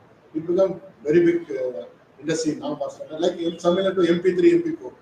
So MP3 audio compression technique, MP4 is a video compression technique. Came from academia in Germany. Partner University student project it came. Later, the entire audio industry adopted this as a standard. Today, Bluetooth speakers become a reality just because of MP3, MP4 format. YouTube, tons of video we are downloading just like that because thanks to MP4 format. So variety of formats are going to come. Even now I could able to understand how database management. Snowflake have their own unique way of dragging data, keeping and retrieving. So this way every industry evolving. So same way in the space sector, United Nations felt that hardly 7-8 countries only exposed to space technology and its related associated technology or knowledge. So then they want to make sensitize every country. So they made a slogan like United Nations Sustainable Development Goal. They made space for everyone, satellite for everyone. That is the motto and slogan of University Space Engineering Consortium. You can also create this chapter. We can work with interested institutions or industry. So now across the country we are creating this mission. Even in Kashmir, such a faraway place, universities now come forward. Islamic University of Science and Technology, we were with them. National Institute of Technology, Srinagar, then University of Kashmir. We created a consortium. So we are building this Kashmir satellite. First satellite from Kashmir. So this is another slide where most of our interns and engineers working with our small satellite project have exposed to various prominent scientists and one-to-one interactions are possible, internships are possible. So this is the way academic institution can leverage and bridge the gap between academia and the space industry. The space 2.0, specifically private industries are playing vital role. That's why it's distinctly called space 2.0 or new space era. Now private can build a satellite, private can launch their own rocket. Now we have good number of startups from Chennai, Aknikul, like that many companies associated with the IIT Madras, they are incubated. So many other startups building their own rockets to provide service to various customers within India and outside India. Kulasekhara is coming as one more spaceport for India. Maybe within 6 months to 1 year, one more launch pad will be available. Other than Sriharikota. Sriharikota, 100 kilometers from here towards Nellore, it is located in island in Andhra Pradesh. So near Kanyakumari, one more site. Originally it was decided, but various reasons those days it was not utilized. Now after small satellite and new space era, private sector are growing in a faster way. Government of India and Tamil Nadu decided to again reallocate the lands. Everything over now work is going on. Sooner or later, that spaceport also will be available for global customers. So many private facilities also available to test the satellite, qualify the satellite for the launch. These are all originally only ISRO has the facility. Now Indian Institute of Astrophysics in Bangalore, they have a tower in Kodaikanal and many observatories run by them. They are supporting ISRO right from the beginning. Now they have their own thermover chamber and road test, vibration test facility. Everything is available now, private and academic institutions. Many scientists, that Nagrata on the bottom slide, she is part of our team. She is there and mentoring Saina, Vamsi and Ashwin were there. So any student can visit this kind of facility, get their project done, or they can pursue their higher studies, MTech or Masters or PhD, and get internship also. We are participating in many international events. We could be able to create impact. Taiwan Space Agency conducted international competition for moon mission. So Indian team fortunately get into top 3 selected. South Africa also UNICEF Global Meet moon mission contest was there. Indian team got selected in top 10. So what I mean to say that our students are no way inferior, whether they may be from government school or from a private school, from village or urban place, it's immaterial. Whether they are from Anna University or self-financing college, immaterial. We have a better students' capacity to understand and learn things quickly. That is the Indian way of doing or frugal way of doing. So we could mentor and tutor them. They could able to achieve excellence in the global scenario. That's what we want to highlight. So this is a World CANSAT and Rocketry Consortium, similar to UNICEF University Space Engineering Consortium. 5 years before we initiated World CANSAT and Rocketry Consortium and Championship. This is something unique because any satellite, people think that it's very big or very expensive and all. Within the Pepsi Coke volume, 350 ml, we can build a satellite. So whatever there in satellite or whatever there in our smartphone, it is there in satellite. Only different shape and size it is there. All the functionality, battery, power management, data management, storage, retrieval, display, again power or antenna, all are same what is there in mobile phone. Rather, many universities experimented with putting the smartphone as a satellite into orbit, try to study how it behaves, how we are getting signal. Only problem, battery power will exhaust. We don't have any solar panel.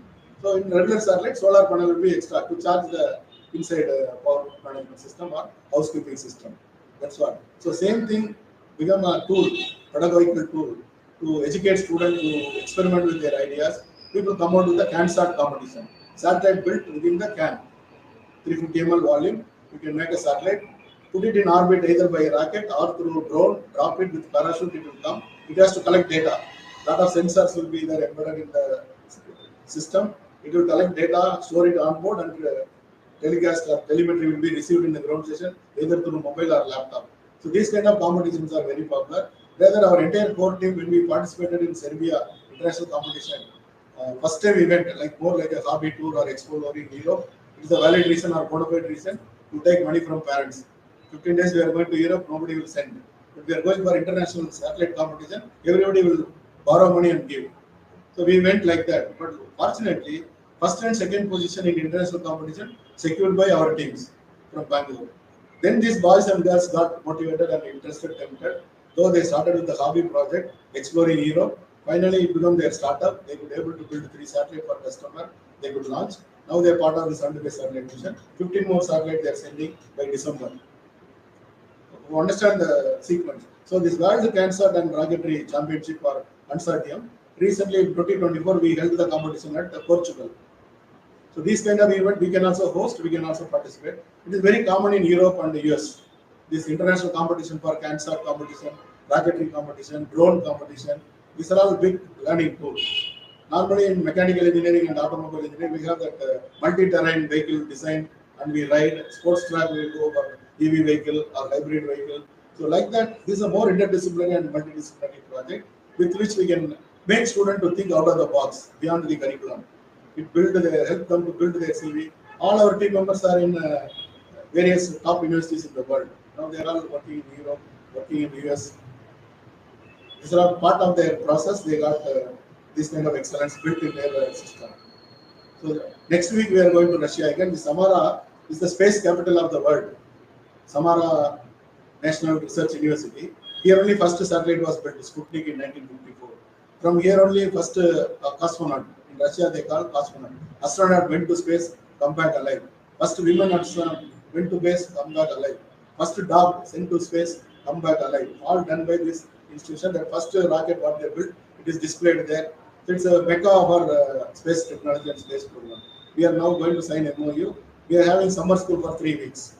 With Dr. Ramkumar from IIT Kanpur, our team is visiting. You can sign up and you will see students here.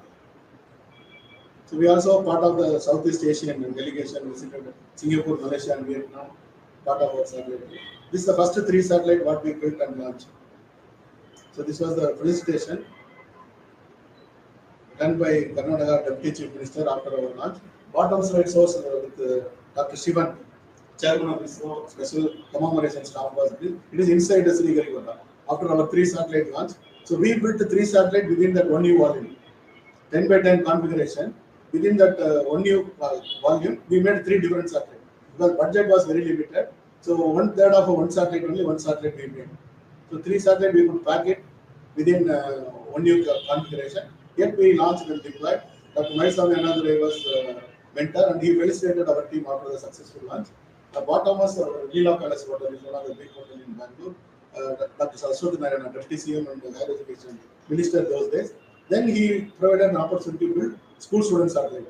So we again want to make it very clear. Even in school students from Israel, Herzliya Science Center, it's a municipal school. They built 3 satellite and launched. 3rd satellite we helped them to launch through TSLV. So that team experience was shared. Then our Chief Minister told, why can't we build satellite for government school children in Bangalore? So now ongoing project is there in Bangalore. Malleshwaram 18th class, a government school, 100-year-old school. We put up already ground station. Last 2 years students are working on that. Trained. Even evening 7 o'clock you go there. 7 or 8 students, 8 standard, 9 standard, they receive data from Nova satellite. So it's something like using our smartphone. All our illiterate people using PhonePe, GPay in local market. Same way, satellite anybody can use. Anybody can command ground station. They may not know the technology or the operating system or onboard computers configuration, and they never designed all those things. At the end user, anybody can get trained. So students also, we know what they can assimilate or digest. Accordingly, we can make our training calendar and give input to them. then they can be part of this kind of mission. This is what I told the cancer. PepsiCo volume. Within that, we can make a satellite. It could be launched. Various countries conducting competition for this kind of things. So these are some of our international participation. It's more of a multidisciplinary project, so we want to highlight how multidisciplinary approach helps people to become icon in their own domain. So here are some other use cases. I like the Snowflake, one of the slide end the board. We should challenge the status quo. Whoever challenge the status quo, they all become icon in their own domain. Right from religion to philosophy, politics, revolution, anywhere and everywhere, people who question the status quo of the knowledge, right from Buddha to Jesus, Marx to Engels to Mao, or Einstein to Tesla, these people are never believed in status quo. So when Edison had thousands of patents and big scientists, he was for DC current. But Tesla was not happy with DC current. Rather, Edison had a lot of problems with DC motor. Tesla only able to resolve all those problems. But he was not happy with staying with Edison because he was very adamant that DC current only will be the future. So he was for alternate current. So finally he was succeeded. He never satisfied with the existing knowledge or status quo. He keep on questioning.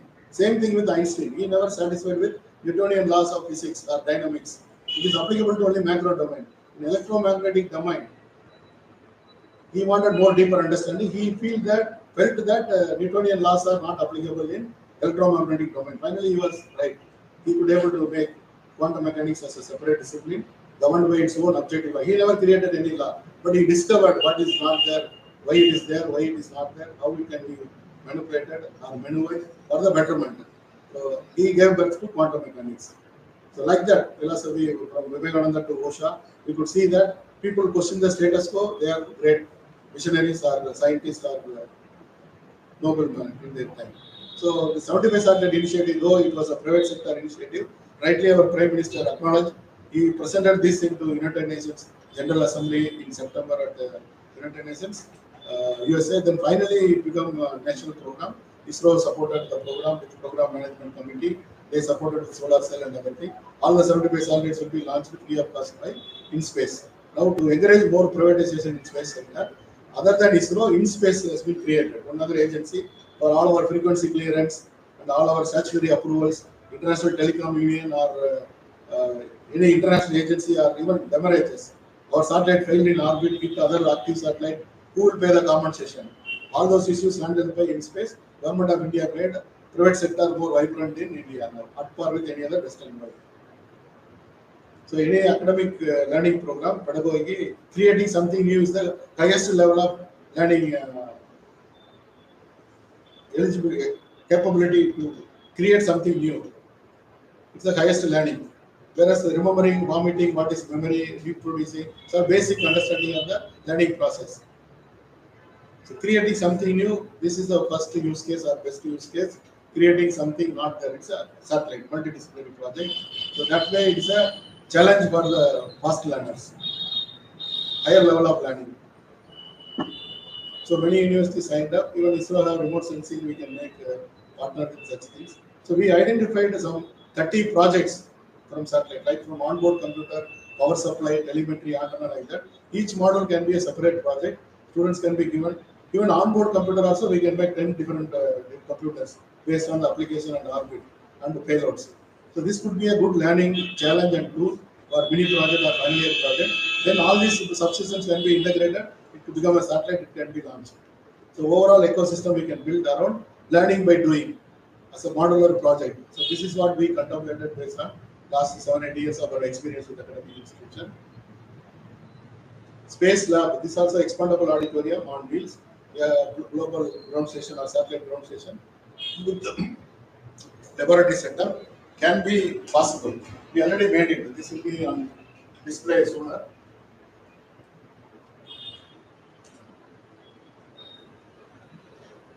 This is a school student satellite, what I told Leslie Science in there.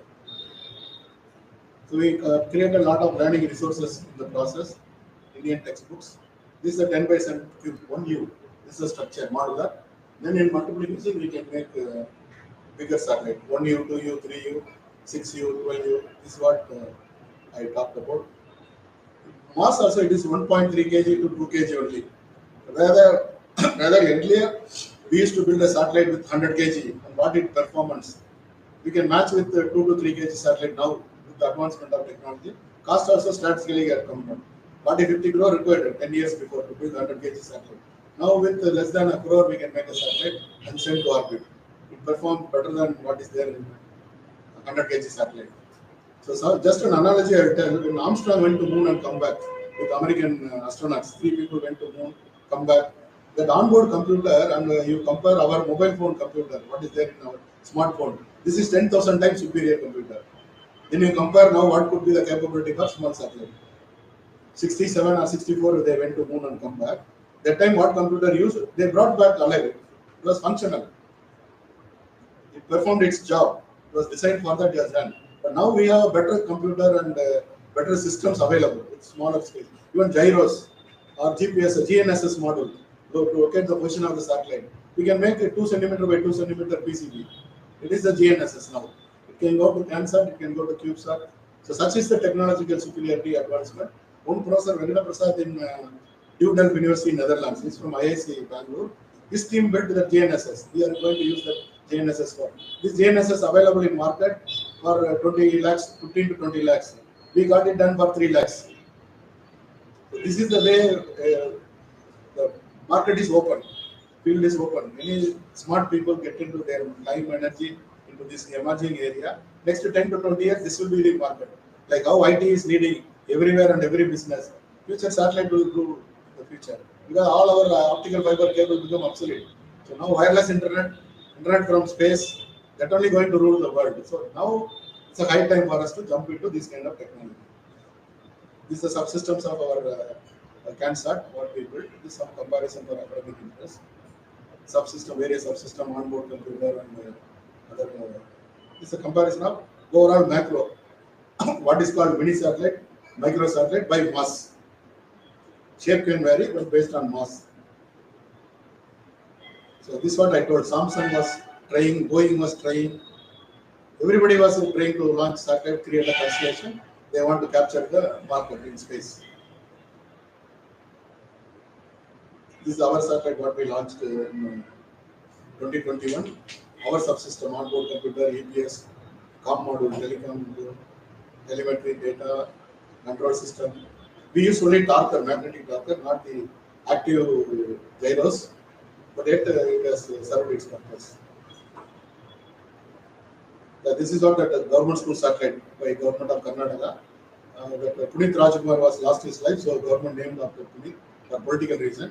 Otherwise, this is the old school, government PU college, where we have this 20 feet rocket model, GSLV, PSLV. All the students from government school, they are operating the ground station. Training was given. This satellite also will be launched by December this year. Our chief minister inaugurating the facility in 18th Malleshwaram government school. Various training snapshots. This some of the patents filed in Russia and other places. The bottom photo was our first event. I told you, CANSAT competition. Indian team won first and second position. That is held in Serbia. It was in Novi Sad. That is some of the international. Yeah, Samara University, the rocket was flown first time. Yuri Gagarin and other thing. The original rocket, team was there. These teams were part of that summer school. In 2019, they went. Israel also they could able to get training. So more than 20 countries they traveled in the last 7-8 years as part of the satellite initiative with sponsorship. This is another interesting university in Rome, Sapienza University, where Professor Fabio was impressed with our CANSAT. He met us in Serbia, then he invited our team went to Rome, interacted. They are good in debris management. So again, now a lot of debris like garbages it is there in wire carpet. So to remove the debris, they have interesting MTech program. Free of cost, Indian students can join there. They take care. They are looking for a bright brains to work on their project. So deorbiting mechanism and debris management is their specialization. Right hand side Tel Aviv, left hand side Tel Aviv University. This one. There are also a lot of opportunities are there for interested students. Top one is Tokyo University Global Meet. We were part of the meet 2021 or 20. When we went to Japan? 2019. So this is the Serbia competition in 19. So even with the drone, we launched the CANSAT in Chennai, the JPR Institute of Technology. Today we had some meeting there. That drone we launched some time back, CANSAT launched by drone. With parachute test, we conducted a competition. That Mysore and was part of this initiative. So various other universities also we are innovating. I think with that I can conclude and we'll take one or two questions and we'll break for today. This is my contact number. You just put down. This one last slide I want to highlight. This was saying by Abhaya. This is what written in NASA headquarters in reception. To make the scientist be modest. You may be a great scientist, but you don't think that you know everything. What we know is only drop, unknown is an ocean. Learning is a lifelong process, it's a continuous process. Be modest. Try to learn every day. That's what they want to highlight. So we have more relevance. So again, good or bad, external world cannot create and give. This be responsible. Internal contradiction is the basic contradiction.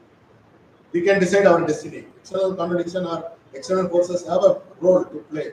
But we have the will and passion and hard work or smart work, we can overcome. We can decide our destiny. So with that, I conclude, and this is my coordinates. You can contact me. Our WhatsApp number is there.